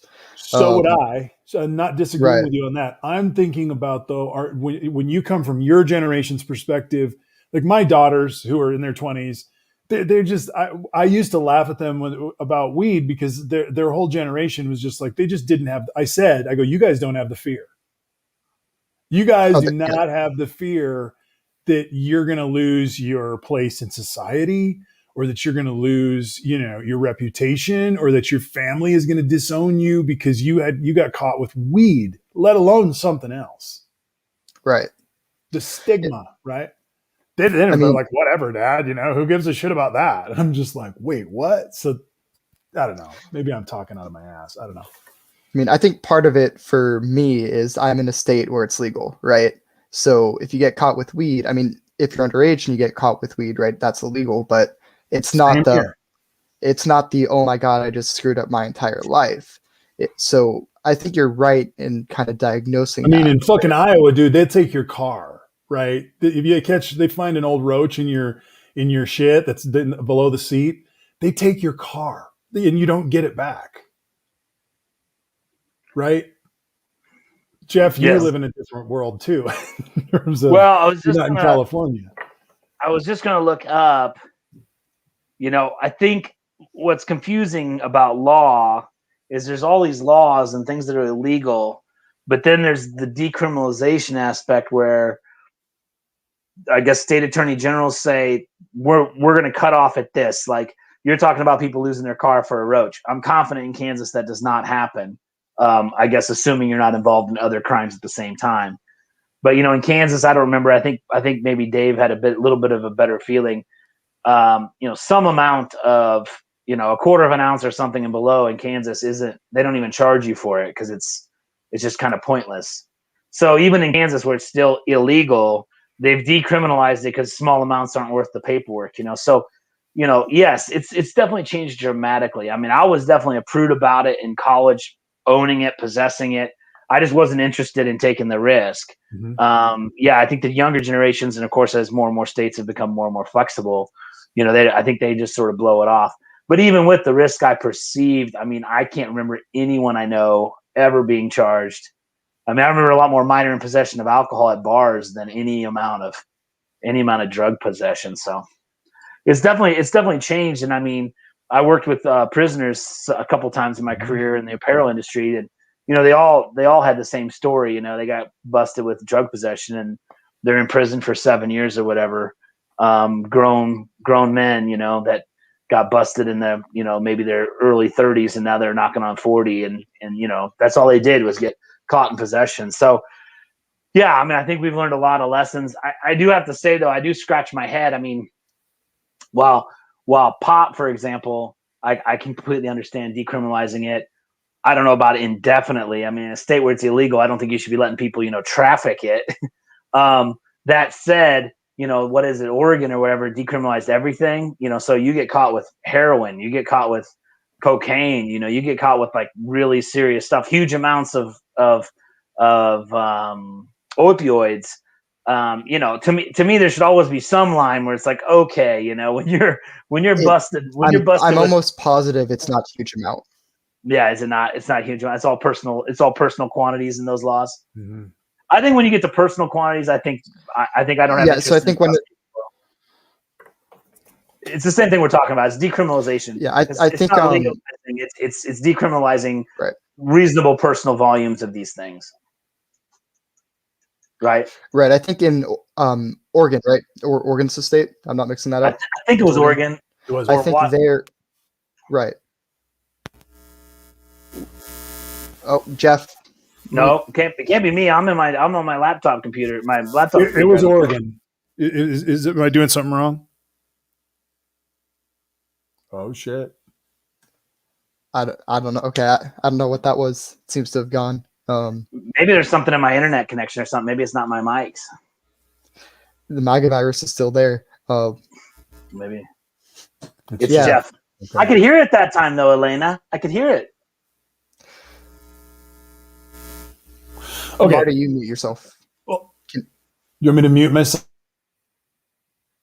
Now I'm It's gonna Marty. unmute. Now I'm gonna unmute. Now I'm Is it already me? unmuted. I think it's you this time. Oh, Yeah, all right. see Let me you, mute Elena. and See, do shit here. Hold on. I had a different speaker earlier, but I switched to my PC speaker, so my speaker, my PC mic, and I don't. Normally, I'd have my blue like a. You may have missed the story. I broke a cord, Elena, so I don't have my normal speaker. But Marty's had that before, once or twice. I don't know what it is. I think sometimes I think it does happen inside your computer. It's nothing you're doing. It's just the All processor right. gets overwhelmed or Am something. I back? Is it bad? You're good. You're You're good. good. You're All good. right. You know, I think it's not selling, right? Anything that can be conceived as like intent to distribute, an amount that's an intent to distribute, you're gonna get arrested for that, even where it's decriminalized. So I think, Which, by the way, is kind of a strange. I mean, if you stop and think about that, though, too, it's like, so if people can have a quarter pound of pot, let's just say in Oregon, I don't know what their lines are. Quarter pound's a lot of pot, by the way. If someone can have a quarter pound of pot, but someone can't have a half a pound of pot, I mean, how did the person with the quarter pound get their quarter pound? I mean, you know what I mean? Like, I do have. I mean, at some point, it starts to become a bit of a head scratcher. Like, I I think don't know. one, just to like clarify for everyone, right? Weed is legalized. They did legalize weed, and I think they also legalized shrooms. So I think those are two things they legalized. Okay. Yeah, everything else they decriminalized. And I think the idea is not to treat everything with a hammer, right? Instead Right. of, No, I so I agree think with you on that's the that. concept. You're going to use my Yeah. own quote against me, so I'll agree with you. I get it. Yeah. Well, I I mean, get it. ultimately, it's really coming down to, and this. I want to come back to the war on drugs. There was an intent to ruin your life if you made a choice to be a drug addict or a drug user. It wasn't. Right. It wasn't that we just wanted to make sure you didn't do it again. It was every single person who was going to be arrested, especially as we moved into mandatory minimums, which were all legitimized. Right. You know, all these good Christian people on the left and on the right. Bill Clinton. And this is where the Joe Biden stuff, I mean, he's guilty as hell on being part of those conversations when Right. when everybody assumed, because it was just such a given, that the drug culture was an easy enemy that we were all opposed to. You know, cops versus robbers, they were obviously the robbers. And what have we learned? We've learned that there were a lot of people who did their time and came back and were like, well, that was, I mean, society has learned that that was a waste of money and human life and an approach. And it didn't stop the drug problem. Right. Like it didn't work on top of it. Right. On top of all that, it didn't work. I'm not on Haps tonight, Gref. I'm Marty Blue over there, though. Or Marty Blue. We're running. Elena said she locked up, but so I show us running. So Yeah, we're good on my side too. She lost them all. Shit. Whatever. We're just doing what we're doing. We're providing the content while the major companies are sussing out how to fix all this stuff. Greff was asking who the host was. That's why I was pointing at Marty. Oh yeah. So at heels_America on Twitter, and then I shared it, and that's my Twitter handle. You can get back to where it originated off of that. And I don't even know where I put my phone, so I gotta find it. It's not even. I don't know where the fuck it is. It's not even in the house. Probably in the truck. It might be. I think one of the things we need to do that distinguishes us from Republicans or Trump supporters is actually own when the Democrats historically have done really fucked up shit, right? Right. And I think something that we need to own is the fact that both Joe Biden and Kamala Harris have a pretty negative track record when it comes to weed and marijuana. So with Joe Biden, this is something that a lot of the MAGA love to bring up. They don't care about it, but they love to bring this up. They talk about the 1994 crime bill, which Joe Biden helped author. Right. There's no way around that. That's the truth. Joe Biden helped author a terrible policy. Remember, it was also an extremely popular bill that passed unanimously or practically unanimously. In fact, I believe there were only a couple Democrats that didn't vote for it. So it's a double-edged sword to throw Joe Biden under that one. I mean, yeah, it is, and that's why this is hegemony stuff, man. It was in the air to build prisons the 90s were full of state after state of people saying, oh, there's new jobs coming to this town because we're going to put a new prison for all these druggies who are coming in. And it was a big money fucking thing. And it's failed. Yeah. And, to the concept, like things were different or everyone did it. If you wanted to list out every single person who voted for it, I would personally condemn every single one. Like, if you really want to do that, Right. I'm going to do that. Right. Exactly. So I'm not trying to just pin it on Joe Biden, but Right. Joe Biden's a president, right? So he's a little more 100%. important. We need to suss out where we come from. That's the epistemology. Where do these ideas come from? Right. It's the most important thing we can do is admit the fucked up stuff we've learned as well, because that completely disempowers the right who may still be standing on that ground. Nobody's going to stand with them on that ground. Not even the MAGA people believe in that. Right. Here, I've got a piece that might shed some light on this.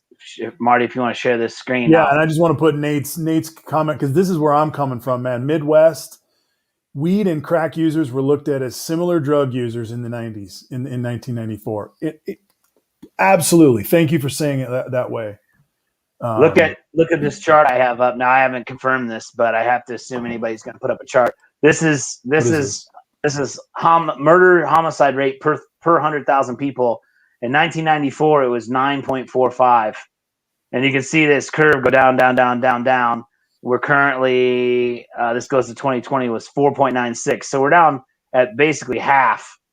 So back in here, if we don't all remember, this was the Bloods and the Crips, the huge gang war, huge crack, which of course you could argue that same drug restriction caused a black market drug war, right? But and of course there was also the whole Iran-Contra, and there was also the federal government the moving CIA cocaine, dropping crack in those neighborhoods to federal government trafficking cocaine for cash, basically guns. But I would just point out that one of the reasons the crime bill passed was these extremely high homicide rates across the country, and it was really, really bad.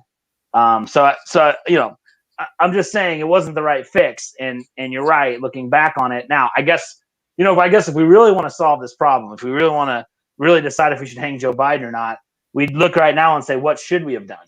What should we have done? I think really what we need to do is say, Joe Biden, you made this massive, massive mistake. You now have the power to fix it, right? Yeah. I think that's really where the conversation needs to go. He has the power to legalize it at the federal level. He has the power to take it off the Schedule 1 list.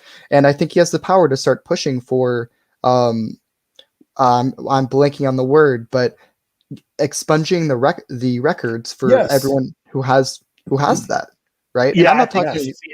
There should be a major effort. If you're gonna legalize marijuana coast to coast, then you need to take those legalization parameters and drive them back across all the past convictions for, I don't know, anybody living. I don't know how far back you go. I mean, any non-violent weed charge that should be expunged, gone off your record, right? There's no reason why that non-violent under trafficking. I don't think someone moving. So let's talk about that real quick, Jeff. Moving 50 pounds of pot across Iowa. Let's talk about what they did in California, because this is critical to addressing the soul of this problem. Okay, when they legalized weed in California, which took forever because it took whoever wrote it kept writing it differently, and it finally got passed. And when they did it, they not only passed that it would be able to grow your own and have certain personal amounts, but that the people who had any marijuana state charges were not only expunged, but for those people who were cultivating or selling or growing back in the day and they actually got put in the first in line to get the permits for their own weed grow. So they actually looked at the sin of saying, you know what, weed should have never been illegal. And these people who were in the industry back in the day should be allowed to be in the industry and in front of the line, actually, in the new industry. So that was a ballsy move that California made. And I think it's important to kind of lift up that it's not just, again, it goes back to the judgmental of the drug piece. If you're going to legalize it and say we're done hegemonically being against pot use, then we're actually going to embrace it. in a way that's responsible and respectful, similar to the way we have liquor stores all over the state. And when Prohibition left there, a lot of those same guys who had been charged underneath Prohibition got to become the guys who own breweries or own distilleries or own gin joints around the way. So similar to Prohibition every time it happens. Anyway. Yeah. And if you look at the, I guess, larger macro picture of all of this, if you legalize weed in the States, that means that the Mexican cartels that generally profit off of this, they lose a large part of their profits. I think Mexico did the same thing where I think they legalized it as well. They just did. And now the only place Mexican cartels can sell their weed is north of the border. Right. And what happens when you end up legalizing it here, legalizing in Mexico, and the cartels don't have the money to stay in power? They become weakened. They lose their power. The Mexican government gets more power. They become a more stable state. And suddenly you don't have so many immigrants and asylum seekers coming to America because they can stop in Mexico because Mexico has become a safe place. So I think there's multiple levels of you want to help tackle immigration? Let's tackle our weed policies. There's multiple things that kind of go into each other. Mm-hmm. I don't know. I just wanted to bring this up, and I didn't know we would go down this road, but it has been it just seems to me like the ball has moved, or the barometer has moved, however you want to describe it, to an acceptance that we're going to be seeing some changes happening in our drug laws. It just feels like it's almost past time. Yeah. The House has passed how many bills? It's been sitting on the Senate floor. Joe and they all, in fact, I think the whole field of candidates had all said that they were pro legalization or at least decriminalization. Right. I think Biden, he has the ability to, right now if he wanted to, or tomorrow if he wanted to, he could move it off the Schedule 1 list immediately. Right. That's something he, as the executive, has the power to do. So I think we need to use collectively, whoever sees this, we need to use our voice to force him to do this because he isn't doing it on his own, or at least and these are things that are on the list of things that are maybe not the core fights, but they are part of the big tent. And this is a big deal. This would allow for Joe Biden to take away any positives that Trump had on his crime bill stuff or on his crime leniency or whatever. This would change that game for that whole conversation. Right. Yeah. Changing the weed laws would, forever change our prison system. And how many progressives are you going to make happy and excited to vote? Right. That's another part of this. One of the things you need to think about going into 22 and 24 is the progressive base. The question isn't, are they going to vote for you or are they going to vote for the Republicans? It's, are they going to vote? Because Marty, you were pointing out how younger people, right, much more pro weed. Mm-hmm. If you legalize weed, a lot more younger people are going to say, yeah, I like this guy, right? Yep. I want to keep him in power. I want to keep the Democrats in the Senate. I want to keep the Democrats in the House. So because it also answers another question that young people often ask, which is, what did he do? What did he really do? And it's an easy one to say, dude, he legalized weed, man. Right. It's big. And it also undoes one of the worst parts of his record. If he really wants to leave this world or leave the government with a good, solid record, you need to do that, right? Undo your wrongs, especially when you have the chance. Yeah, I agree. Yeah, and I'm just bringing this up, Jeff. I'm sorry I get hot about this, but this just seems like one of those that Barack should have done. He didn't get it done. He should have got this shit done his last year. He said he was gonna, and he went. I'll just put it this way: he spent the year legitimizing gay marriage and gay rights, and I think it was a great last year of his presidency for that reason. But he chose one social issue, and he didn't choose the other. And crime is something that, over criminalization is something that affects a lot of people of color purposefully. and we got to Yeah. fix that shit. Put up what Nate just said. Can you imagine? Yeah. Not much from me, and I think not much from a lot of people, right? I'm pretty sure if you look it up right now, most people in the country are in favor of legalization and Over decriminalization of weed. 70%. Right. I was watching a certain broadcaster, which I won't give anybody's names, but Yeah. there's a QAnon type crew, and one of the QAnon type crew would not move to Texas because Texas only allows 3% THC, and this person imbibes something like 76% THC. Yeah, I don't know. I don't know what they're. Wow. I don't know what that. I guess that's dabs. I don't know how you get to that kind of concentration. That's a good. I don't know how it's all measured, but he made it sound like in Texas you can kind of sniff the weed, where he could like intravenously do pot. But this is a relatively loud voice on the QAnon, MAGA side. And the truth is, yeah, I really don't think the historical lines have held at all. I don't think, the Nancy Reagan Republicans really exist that much anymore. I think we live in a time where most people have loosened their belt a little bit on pot usage. I just think, for me, I just think it's generally overrated, but I also don't think it should be like a crime that changes your life. You know what I mean? Mm-hmm. That's my 2 cents on pot, if no one asked, but just because I'm a liberal doesn't mean I think it should necessarily be legal everywhere, but I don't think people should be going to jail for life for, effectively an ounce of pot or less. That's ridiculous. Yeah, and just the idea that we're, like you say, a lot of people have thought about it from their belt of just being like, it doesn't make sense to throw these people in prison for 30 years for that. I'm tired of paying for it. I'm sure somebody's done the work, but like in my mind, like a dime bag is probably like roughly a handle of any given liquor, right?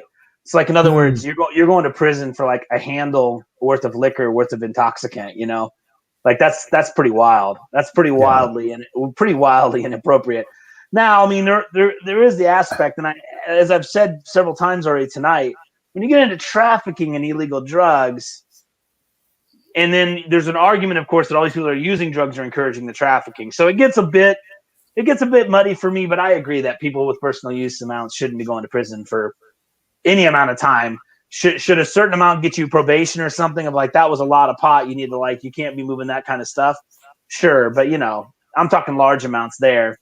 Anyway, I think we all agree there shouldn't be a bunch of people in jail. And by the way, they have things like this. We have these drug laws and the crime bills, and then these same Republicans will come back and say, well, the problem with the inner cities is how many fatherless households there are.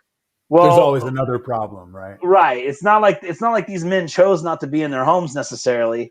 A lot of these men got carted off to prison and jail for small possession drug charges or violent crimes that ensued from drug dealing. And there's a lot of things that go on altogether. It's not like everyone's choosing not to be in their home with their kids. And another big aspect for all of this is the voter disenfranchisement that goes on, right? Sure. When here's a couple examples.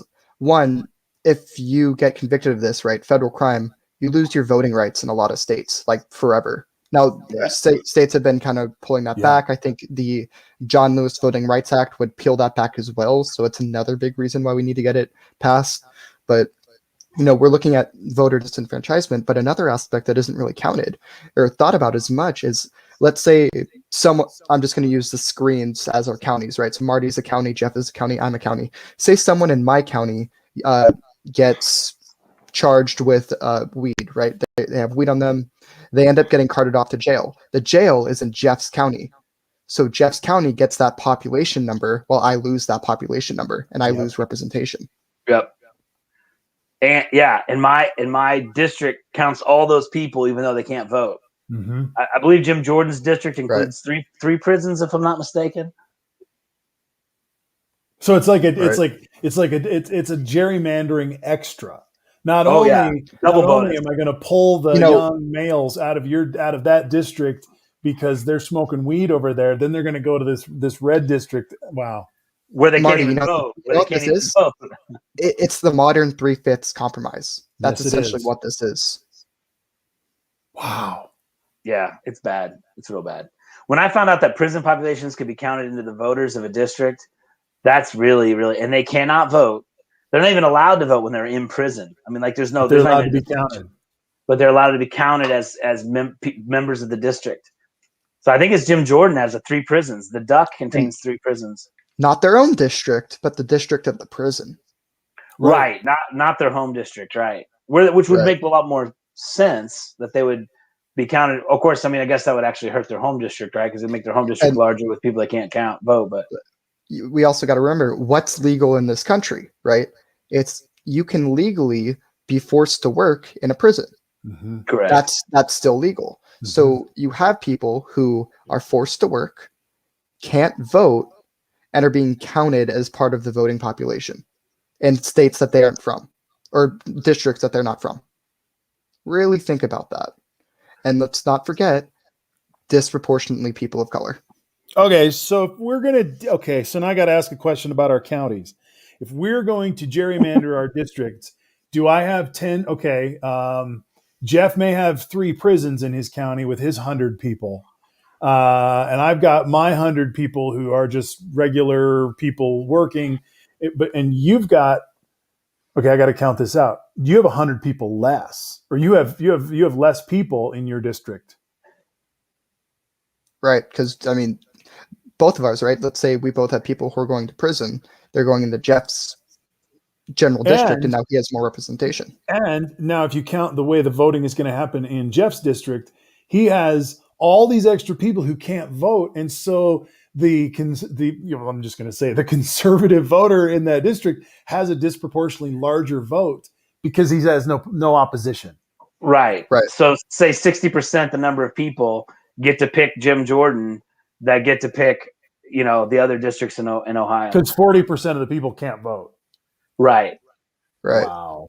Right. And they're also muted, mostly black people. Yeah. And right, so it's disproportionately people of color. We know that people of color extremely disproportionately vote for the Democrats. So what are you doing to my district now? You're taking away the POC population, which is more likely to go to the Democrats. Now it's making it, now you're giving a Republican or a conservative a chance. So let's say we're an area, right, and something that should have maybe 2 Democrats and 1 Republican. We now have 2 Republicans and 1 Democrat because of this prison population gerrymandering. Yep. And once again, the John Lewis Voting Rights Act would fix this, like plain and simple. It wouldn't necessarily get rid of the prisoners like while being in prison, that you would still count, but you would count in my district instead of Jeff's district, right? So it does add that at least they're being counted as part of my district, right? Their home districts. I've been dealing with, I'm going to switch gears just a little bit here. I've been dealing with systems change in my career for quite a while. I've been looking at a church that's changing and dying. What is this? This is the Ohio. This is the Duck. This is the Jim Jordan. This is Jim Jordan's district. Yeah. Quack, quack. Yeah. Doesn't that look natural, everybody? That doesn't look gerrymandered beyond all belief. Look up the district that Nina Turner and the others are fighting for. I think it's Ohio's 11th district. I wanted to see real quickly. I think it mentions. I was trying to look for how it contains prisons and things. But I mean, All right, so what I want to talk about, Jeff ends up showing the 11th district, you're going to see which state's 11th district? I'm sorry, Ohio's 11th district. Yeah. What you're going to see is you're going to see part of the district being in a predominantly black area, then a thin line going down, stretching out to another predominantly black area, connecting them both. It's to make a super district, right? It's to make a super district of, a super district of black constituents that are likely to vote Democrat, instead of having 2 strong districts that could both have a good shot at having the Democrats, right? This is the Ohio's 11th district. It's triangular. There you can see it. It goes down and stretches down into parts of Akron.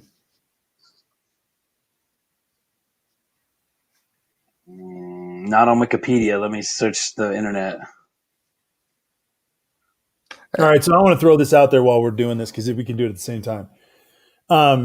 There was a poll that came out last week before Easter that talked about the fact that less than half of all Americans, I don't know, how do I say this? Less than half of all Americans are involved in any religion. And so they've included all religions together: Islamic, Jewish, Christian, Buddhist, Hindi. That's terrible. And less than half of Americans. Yeah, there's another one. There you go. Yeah, it's pretty bad. Unholy alliance. I don't know why that other map didn't have that tail. That's kind of weird. I guess someone got lazy. I don't know. Obviously, they're trying to mislead us, I guess. I should just look up Ohio congressional district because it must look pretty funny with both the duck and that thing. Yeah. Jesus. I will say I'm interested to see how you could write it so that you can't gerrymander, because I mean everyone could always be like, well, we gotta get these people and those people need to be, you know what I mean? Like obviously we can recognize it when we see it, but how do you write a law against it? Which I believe well, yeah. I mean, you can look at what California did, and it's a separate nonpartisan committee that does it. And all you need to do is just look at California's districts. You're not going to see a single duck, right? Right. So, okay, yeah. So here's the you're not going to be able to see it, but the duck actually covers a huge part of the state, compared especially to that 11th. The 4th, the duck is like this huge part. There's another one that's shaped like a C. There's another one that covers the entire east coast of the state. I mean, the districts are definitely choppy. What do the districts do? What do the districts do? They hold like-minded people together based on demographics and voting victories. And this gets into what I was going to say here, which is something I've experienced in the church as we go through this time where less than half of Americans are involved in any faith religion. And I want to speak to an issue about this, which is probably not something a lot of people are going to know, and that's why I want to share it, is as these institutions continue to die, as these institutions begin to fade, what happens is not that they become easy. They don't become easier to kill. They become a little harder to kill. They become the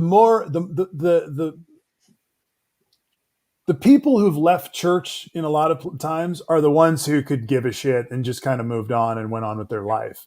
The ones who are there at the end of a church before it dies are often the most fully invested, angry, full tilt, have a lot of emotions about it. And it's usually kind of ugly. And so what we're seeing as we move to a post-religious America in more and more ways is you're going to continue to see these Jim Jordan minority types being full of more vitriol, full of more, we have to stay. We are the last. We're the faithful remnant. We're the last ones who are going to stave off the change of this horde, as Mike Pompeo would say, this horde of multicultural people, right? Mm-hmm. I'm lifting this up from a church, from my experience inside the church, that when you touch that third rail of saying, oh, this system can't live anymore, there's not enough support anymore, people get very emotional very quickly. And so I guess I don't know what the final point I'm trying to make is, but we should just be aware that as those numbers go down, this is going to be an unhealthy, difficult transition for a society. And it's going to speed up. The numbers for the Lutheran Church were that we would run out of churches in order to be a national church this was about 4 years ago before the pandemic, within 30 years. There was a steep drop off of people. and of churches. I've been in meetings recently with national church leaders, and we're like, well, that shit moved up about 25 years shorter. We're seeing them already start to get ready to just quit. Right. The economy, the pandemic, all these things. So I just lift that up. Cultural awareness. I don't know. It's just shit that's going on in the world that you're not going to hear about everywhere else. But when I saw that number, it just reminded me this is happening in the Republican Party. It's happening in faith traditions. It's happening in family systems where we can't talk to Uncle Bob anymore because he's completely lost it on QAnon or whatever. Extremism is afoot. I have a quick that gerrymandering demonstration we've all seen before, and then I have a segue to our favorite topic of the night. I predict we can get to that. It refers to my favorite senator of all time. You've got, I don't know if you want to bring up what I'm sharing. So this is a classic example. Unfortunately, I can't zoom it because it just drops. But this is your state: 50 precincts, 60% yellow, 60% or 40% green. So this state is 60% yellow, 40% green. If you divide the state across, which in most states this would be an extreme gerrymandering model where you would just literally take a bit of the city and match it with a bunch of urban and just do that all the way across the state, you would end up with 5 yellow districts. So majority rule, but also it's a plurality, right? Beyond majority rule. Here's a way where you create a situation where you have 3 green and 2 yellow, which is disproportionately the wrong way to what the state makeup is, because they've done this thing where they give enough green to overtake the yellow, and then they have this super green district and then 2 yellow districts. So basically they gerrymander and create 3 green districts and 2 yellow districts and just sort of say, let's just chop it up that way, even though it really should be, of course, 3 yellow and 2 green. So then these are more fair examples when you just slice down. In this case, you would have, like, say, 2 city districts and 3 rural districts. You'd have 3 yellow and 2 green, which matches your population. And then here's another example of sort of an even split where, okay, yeah, let's just say in this case, you're slicing your city from east to west. You're cutting your state from east to west. You're going to have some rural with some urban with some rural, some even split. And you end up still with the same kind of model you started with. So, it's these examples in a state map. Like I say, this would look like a pie. If you had a state with one big city in the middle, this would be chopping your state like a pie so that every district takes a little bit of that urban part and fans it out with the rural. And that would be sort of the ultimate gerrymandered chart, because you'd have neighbors in the city that are in different districts, while in the rural, you've got whole counties all going into one gerrymandered district. So anyway, I'm sure most of us have probably seen that demonstration before. I just want to share it. And then for I think the coup de grace topic, although I think I just accidentally closed it, we have my favorite. Oh no, I may have dumped it again. We have Matt Gaetz, right? I want to talk about Matt Gaetz at least for a second. I had his tweet where he is being a dirtbag, but somehow I must have navigated away from it. There's a story now that he gave this Greenberg guy $900 one evening late with, hit up. They're not saying the name, but hit up Cheryl. And this Greenberg guy gave 3 amounts to 3 different women through Cash App or Venmo, whatever. One of the virtual currency exchanges, the virtual banks, electronic bank, I should say. The very next day gave $900 out to 3 women to meet with Gaetz. So it's looking really bad. And if you haven't seen it, Greenberg's attorney was asked several questions today or yesterday. Should Matt Gaetz be worried?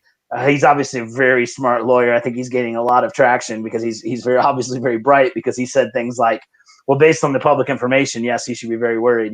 Basically said, he definitely didn't say no. He definitely didn't say, there's lies. I mean, he definitely said, yes, Matt Gaetz should be concerned. So, well, he tried to talk for long enough where people would go home and go to bed because he didn't want to answer the question. And then he even said that, but it was quite a moment. Yeah, Birdman. Well, we can talk about gerrymandering later. Birdman did mention he's pretty colorblind last night. Green and yellow is really bad if you can't see green and yellow. I'm red green, mildly red green. So we'll talk about it later. But yeah, I think Matt Gaetz is in some serious shit, and I think we'll see. But I think he may go down in history as one of the biggest idiots in Congress for this extortion scenario BS, that just seems to have just been a complete red herring, just an attempt to, I guess, out Trump the situation and just make up. I mean, it sounds like the guy he claimed was extorting him, if anything, was investigating the case and never mentioned anything about a figure. Yeah. From what I've seen, I think he was being extorted, but he also is a sex trafficker, and he was being extorted over the fact that he was a sex trafficker. Interesting. Well, yeah. In that case, well, look, we've said this before. Whoever was extorting him should be investigated, and obviously his trafficking should be investigated. And I'd also like to add that yet again we have an example of the ultra Republican MAGA edge of the party. I'm not blaming all Republicans, but the MAGA edge of the party and the QAnon edge of the party ranting and raving about pedophiles. And if I'm not mistaken, there's another member, both Greenberg and Gaetz, of course, but there's another election official, Republican election official, that's been brought into the situation. So it seems that the Republicans had a major problem with sex trafficking in the middle of the situation. And maybe I've missed it, but I don't remember the last Democrat that was, brought up on human trafficking charges. Not to say that they won't. I mean, I think there's bad people everywhere. But yet again, the MAGA crowd, the QAnon folks, seem to have been sheltering the people they thought they hated, So, okay, I'm with you, and I believe in that sense that maybe this is going to happen. But there's something about this to me that's like we should be talking about this when he's been arrested, because he's a Republican lawmaker who we sat and I think it's coming, though, brother. I don't think we have a long time to wait. The Republicans aren't defending him. Mueller report, you know what I mean? Like the Republicans are not defending him. Right. We have been playing along with these things, and I'm not saying I don't believe that it can happen, because fucking roll him up. But dude, it just feels like we live on this drip, and it's the liberals who live on this drip that one of these days we're going to see justice from one of these evil Republicans, and it's just it never ever happens. I just feel like we live in a different time. I mean, I don't see how this was, human trafficking has been this buzzword with the QAnons and Trump. There's rumors that Gaetz asked for a preemptive pardon, was not given it. Too. I just have a bad feeling that this is. I don't think people are going to die on this hill with Matt Gaetz. I really don't. Two important reasons why I think Matt Gaetz is going to prison. The first one, this was started under the Trump administration, so there's no way you can't claim witch hunt, because Trump's administration started the investigation. Secondly, everyone hates Matt Gaetz.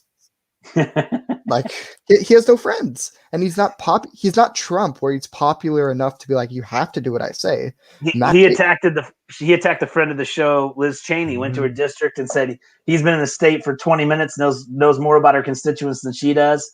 I mean, he's just a dirtbag. He's done a lot of that stuff. And he and Jim Jordan have been sort of the hitmen of the party, because I guess they're in districts that they don't feel they can be unseated. But, he's just been gross. He was one of the guys, remember, when they had the secret meetings. Now everyone in Congress, I believe, was invited. But remember that in the basement to talk about the whistleblower or something he charged in, wasn't he? He was the leader of the charge, if I'm not mistaken.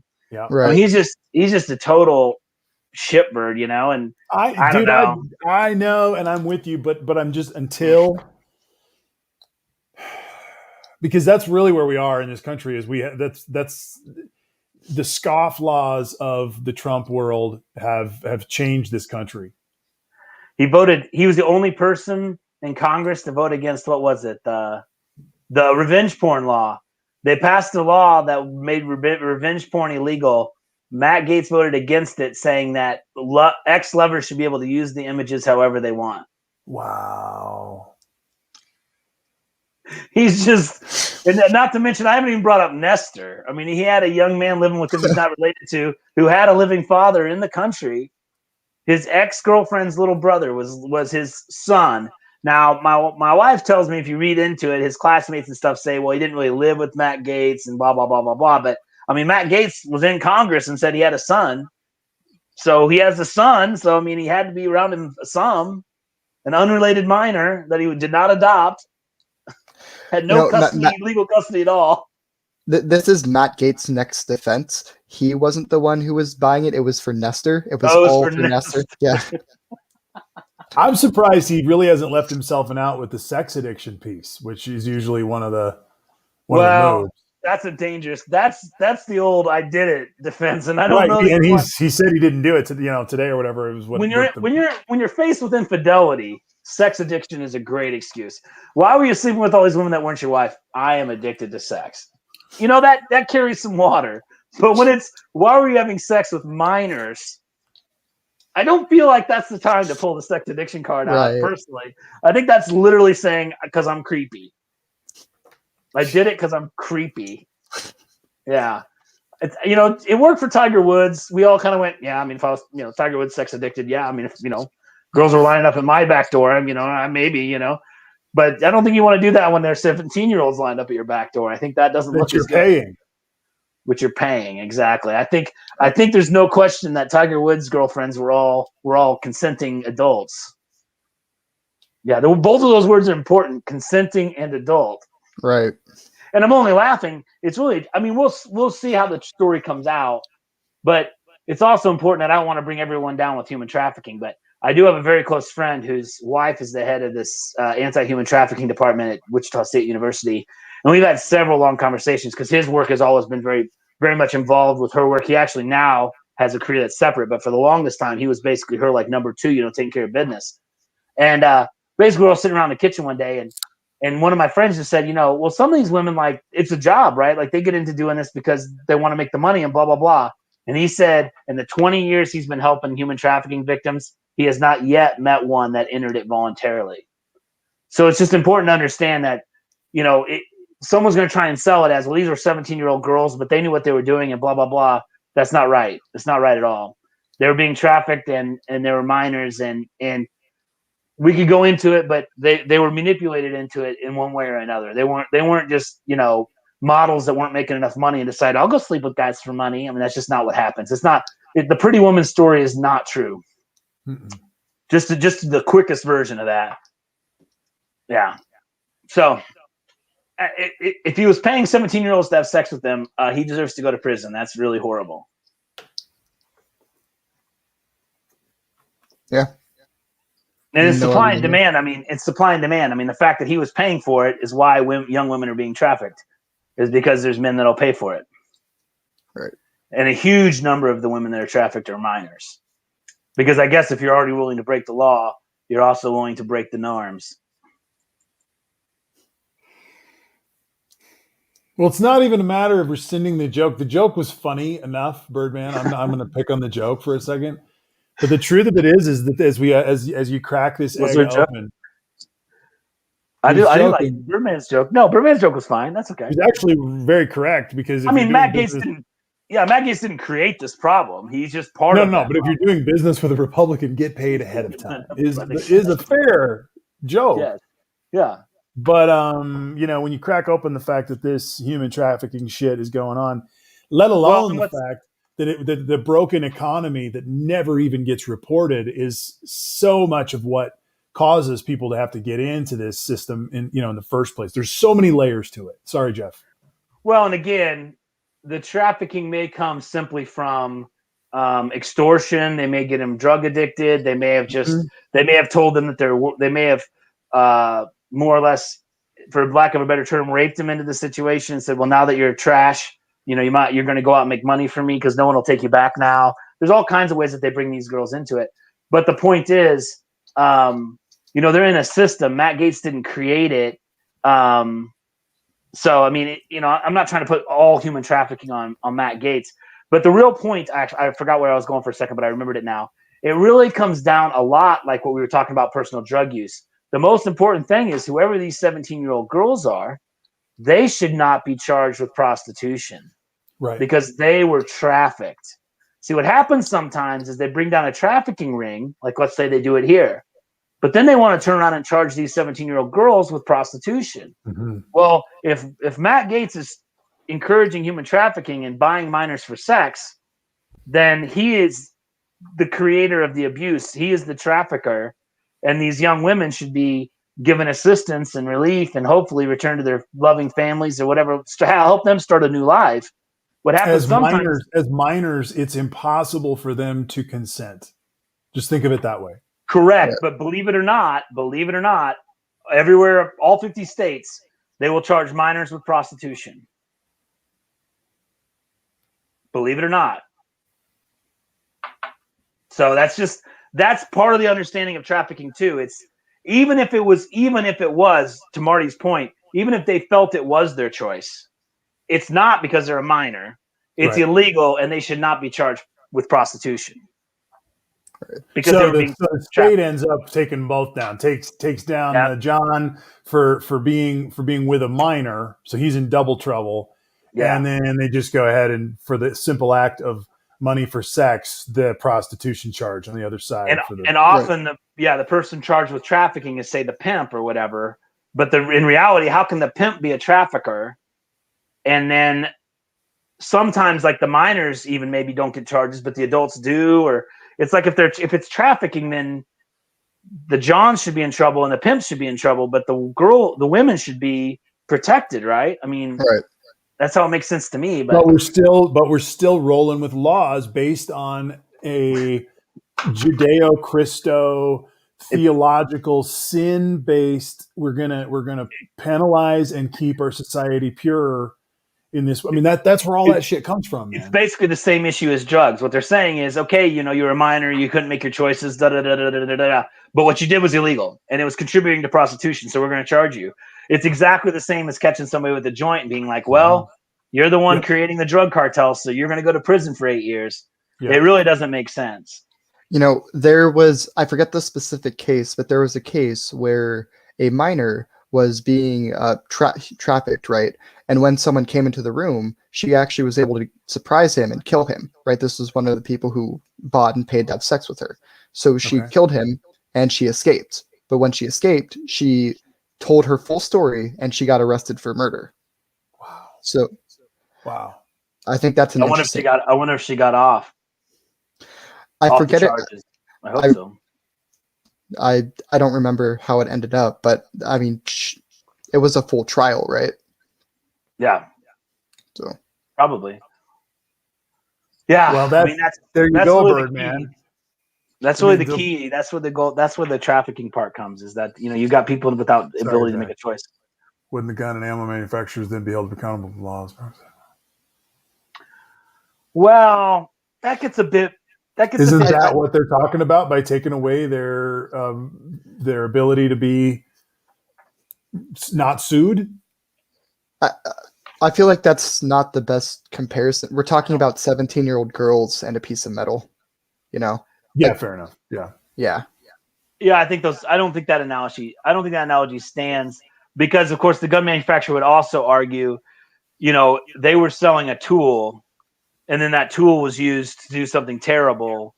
They didn't build the tool to do terrible things. Right. When you're into human trafficking, you know what you're doing. Like, it's not an accident. You didn't just house and feed a girl and she turned out to be, being used for prostitution. It would be like a gun manufacturer literally selling like a gun with no safety features. Then yes, they should be responsible because they made something that was unsafe.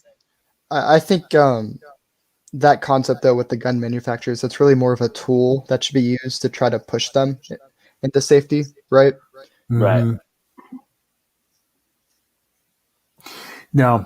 Well, yes, I really appreciate it. I think we're going to shut her down at this point. I wanted to say I was wrong in my prediction of Wednesday to Wednesday, which would have ended yesterday, that Donald Trump was going to get somehow rolled up in those days. However, we do have more recent news that his CFO and the daughter of Trump's CFO's home was raided and computers were taken today. I did not know that. Yeah, and Trump hired a criminal defense attorney firm last night. So shit is moving in New York right now, and keep an eye on that space. So, and what's that guy's name? Because he's pretty impressive. I've seen him interviewed. I want to say Weissenbuehler, but I have it wrong because I know Weissman, something like that. And I've seen him interviewed. He's a sharp cat. Like, he is not, I repeat, not going down for the Don. Not. His daughter's apartment and computers were raided by the FBI this morning and taken. I wonder why him and his daughters. She worked there too. So maybe she has the email that somehow he didn't have on his rig, right? Who knows? It's going to be interesting because I've seen that guy interviewed. He is not an idiot. He is a smart man. He's well spoken. I guarantee he has got receipts. I guarantee. And Cohen has now met with the same attorneys that have been meeting with Weissman. Cohen has met at least 8 times with them, and those guys all were in on the shit. So there's stuff moving, and for Trump to have hired what they said was the hottest or top criminal defense attorney in the country,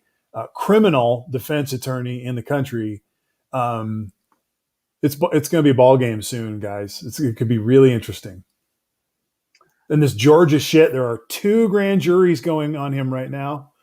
2 grand juries going right now in Georgia. Weisselberg. We were Not close. just 1 grand jury, 2 grand juries in Georgia are happening right now. Over this law? Or what? Over Trump. Over Trump. Over the phone calls. I have to be honest. His lack of innuendo was blatant. I mean, the first time I heard that tape, I was like, whoa. And everyone's like, well, that's not surprising. But what historically a president would have said, we've discussed this, so I'll go real fast. Historically, they would have said, sharpen your pencil. I don't think your numbers look right. Make sure. Here are some possible realms of fraud you should look at. No, he straight up said, give me 11,781 or whatever the number was. I mean, he called the pitch. He said, do this. Go back, rework the number. I mean, that is blatant fraud. I mean, that is blatant. Well, and then the other phone calls. There was more phone calls, and he kept doing it, the same thing. And I wouldn't be surprised if there's other states that have recordings, but they didn't have the pressure Georgia had. Right. And I wouldn't be surprised at all if there's other tapes. So I feel like news is being made every day behind the scenes in ways that are going to make me a believer. But And I think, now you go back, like someone played the clip the other day of Trump when he said after he had COVID, they took a DNA test and he doesn't have DNA, he has USA. I mean, these things are just wah, wah. Like he is not being in front of the camera every day.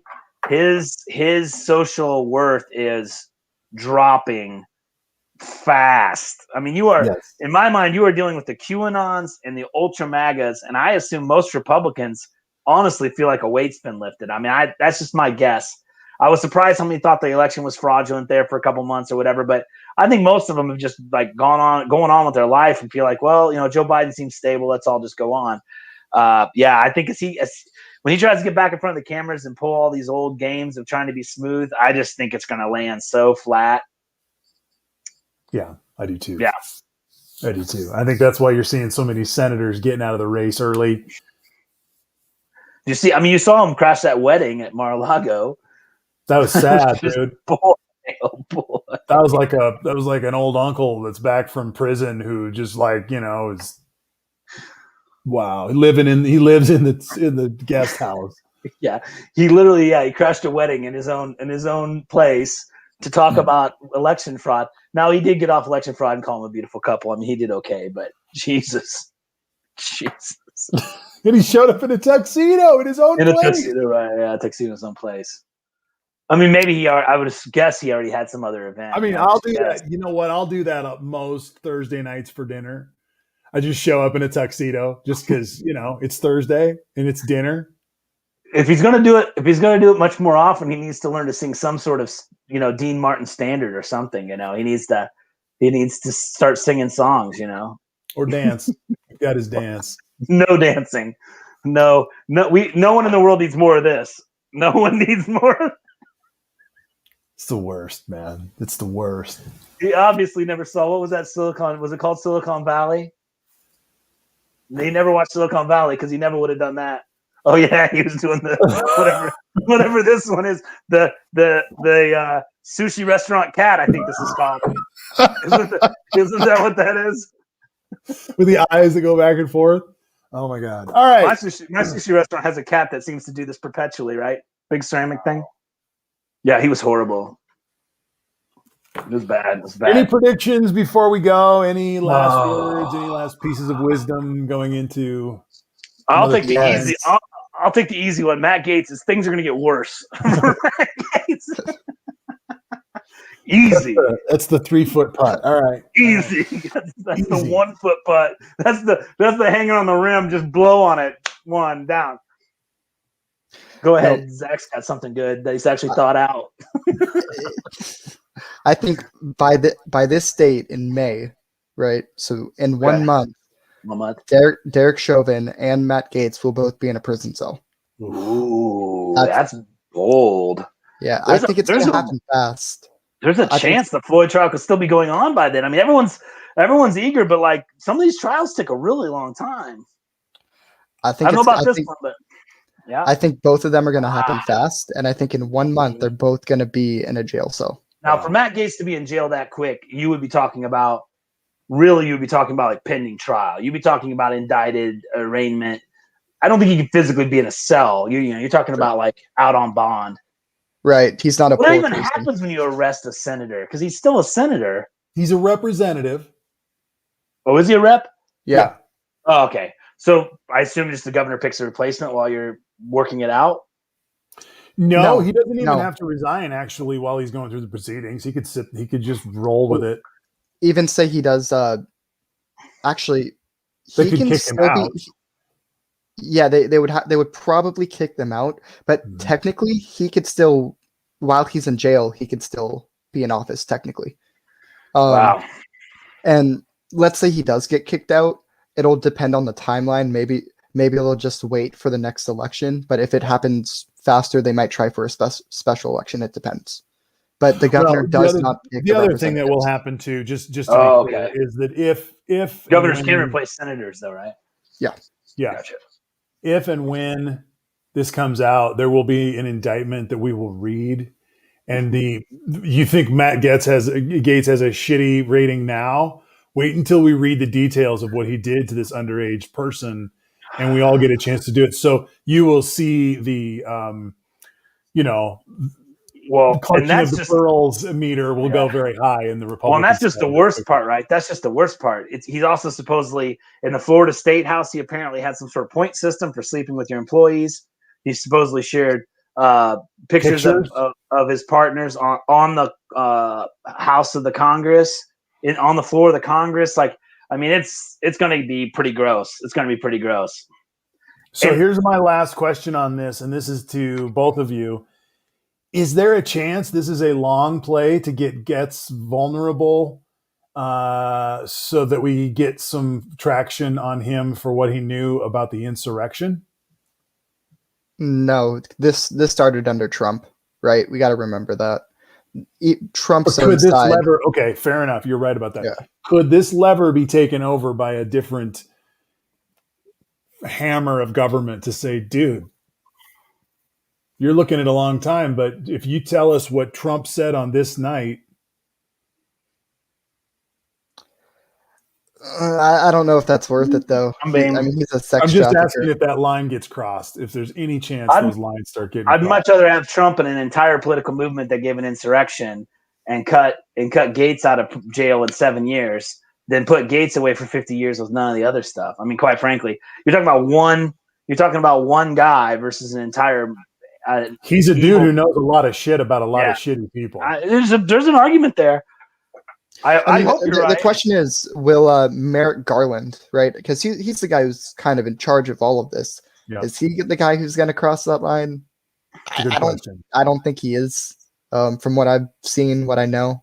So that's probably a really astute answer to the question, because you're right. Unless they need it. and unless, this is a two-way street, right? When Gaetz starts to see he might go to prison, he might suddenly have information we didn't even know he was privy to. He might come up with something we can't even believe.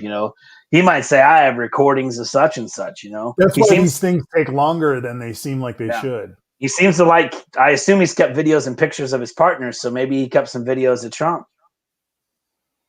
Maybe he has some quotes that we never even thought existed, and he could throw some. He's definitely not the kind of guy that's just going to go down quiet. Man, I mean, if there's ever a guy that was going to be a rat, it's going to be Matt Gaetz, man. All these people are just, they have no, yeah. Well, and let's be honest, there's no loyalty among Steves. I mean, it's one thing if the three of us are business partners, and somehow we get into some venture that turns out to not be legal or something. I mean, one of us might take the fall for the other two, but I mean, somebody, the insurrection and Donald Trump, like, you don't like go, well, I knew I shouldn't have been doing it, so I'll just go to jail and let Donald Trump stay out. No. Well, but it also goes into the MO of the way these guys do business. Like, Trump is a pimp. He grooms people. So is Gaetz. We're learning that this is how they do things. That's and right. so what ends up happening is you get to go, hey, man, let's get in this plane. It's Friday night. Let's go golf tomorrow. Guess what? There's some hookers and some cocaine on the plane. You had a good time. We had a good time. 2 weeks later, we're at a lunch, and I slipped that photo across that you didn't know I had of that experience. And now guess what? You and I are much closer partners than we ever thought we'd be before. Right. And that is how Trump and Gaetz. And so if you look at him and you look at Jim Jordan and these guys that were the absolute most deplorable jackasses who are holding water for Trump, you have to think to yourself, if you know the game, what does he have on them? Right. Oh, I've been saying that. Is it drugs? Is it money? Is it women? What does he have on these people? Because he's broken people. I mean, he has straight up broken people. Mm-hmm. Several people have left his administration destroyed. Mm-hmm. Yeah, he's got something. And I don't know if it's just they thought he was so popular, just being around him was going to just magically make them popular. I think they all have this. I think this is how all these relationships are built, all upwards and downwards. I think that this whole is a coalition of extortionists and fucking assholes, man. So anyway. It's just one could argue a deep state or a cabal. They think they're Goombas. We'll see if they will sing. Exactly. I think they'll sing. I don't think Matt Gaetz gets offered a deal and goes, no, I don't deal. I do my hard time. I'm from Florida. I love sitting in gray square boxes for the next 7 years. Love it. No, that's not Matt Gaetz. That is not Matt Gaetz. No, man, I'll be glad to not see that guy again, just ever to see his face. And I said it before, and I mean, I'm sure it's all retrospect. But I remember when Trump's administration came in, Matt Gaetz.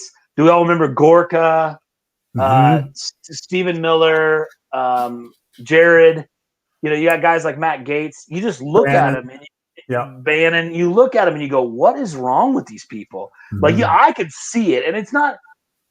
I honestly don't think it's just because everything they said repulsed me. I mean, I think Gorka. I didn't even know who he was. I'm like, is this Mangala? Who is this guy in the White House? What's he doing there? Like, I just don't even know how Trump picked these people. It's just unbelievable. And apparently Stephen Miller is still Trump's right-hand man. There was a picture of them at Mar-a-Lago the other day. So we got more to hear from him. Supposedly some of them were picked based off their Amazon books, how fast they appeared. This is true. Some of the people in the White House, they would search on Amazon. They would search up books, right, like an economics book, and the first person that showed up, they're like, "This guy." Wow. Yeah, it's pretty funny. Wow. Instead of, for example, saying Georgetown has a world-renowned economics department, let's look at the faculty of the Georgetown economics department. I'm just guessing. I think Georgetown's known for economics, but anyway. Instead of picking the Ivy League schools that have the best of each college, no, we're going to go on Amazon. That makes some sense. Well, and then it leads into the whole thing of the last thing we want is a real expert. Well, where's Scott Atlas, for example? Right. He closed his Twitter account. That's too bad. Mm-hmm. He's probably with what's his name, Lapierre on the secret yacht to hide whenever there was a school shooting. Wayne Lapierre, the NRA. Did you hear this? That the NRA president admitted to that there's a special yacht he had access to, that whenever there was a shooting, he would go there for the week so that he wouldn't have to listen to or be called by any of the media during the week. He has a yacht that he goes to hide upon. Jesus. Was the boat called the Chicken Exit? No, it was a boat that had its own boat. Shit. Yeah, seriously. Yeah, I know. A boat with the landing craft. I got what you mean. Yeah, it's got like an 18-foot power boat that like goes in the side. Yeah. Yeah. You One of know, those. just a modest 100-foot yacht. You know, asshole. Seriously. Oh shit. Somebody shot up a whatever. Okay, I'm gonna go to my yacht and Time for play the cruise. So thank you all for watching. Thank you all for sharing and liking this thing. And we'll see where the numbers are at. And we'll be back on Thursday night. We'll probably be back here. If not, we'll try to make that known, and then we'll be over on Haps. But we'll wait a minute. I just said Thursday. We'll be back Sunday night. It is Thursday night, Thursdays and Sundays, 8 o'clock Mountain Time, 10 o'clock Eastern. Jeff, final words. Did you have something? No. Okay. Okay, cool. No, I look forward to Matt Gaetz getting just pwned by the justice system. Can't wait. Can't wait. Zach, thanks for being here, dude. Last thing for you. Anything? You know, I think I'm going to end on what I said about Derek Chauvin. I think Cool. justice is going to happen, and I'm Sweet. looking forward to Sunday. That's awesome. Sweet. We'll see you all Sunday. Thanks I for hope being you're right. here. I hope you're Rock right. on, everybody. Peace.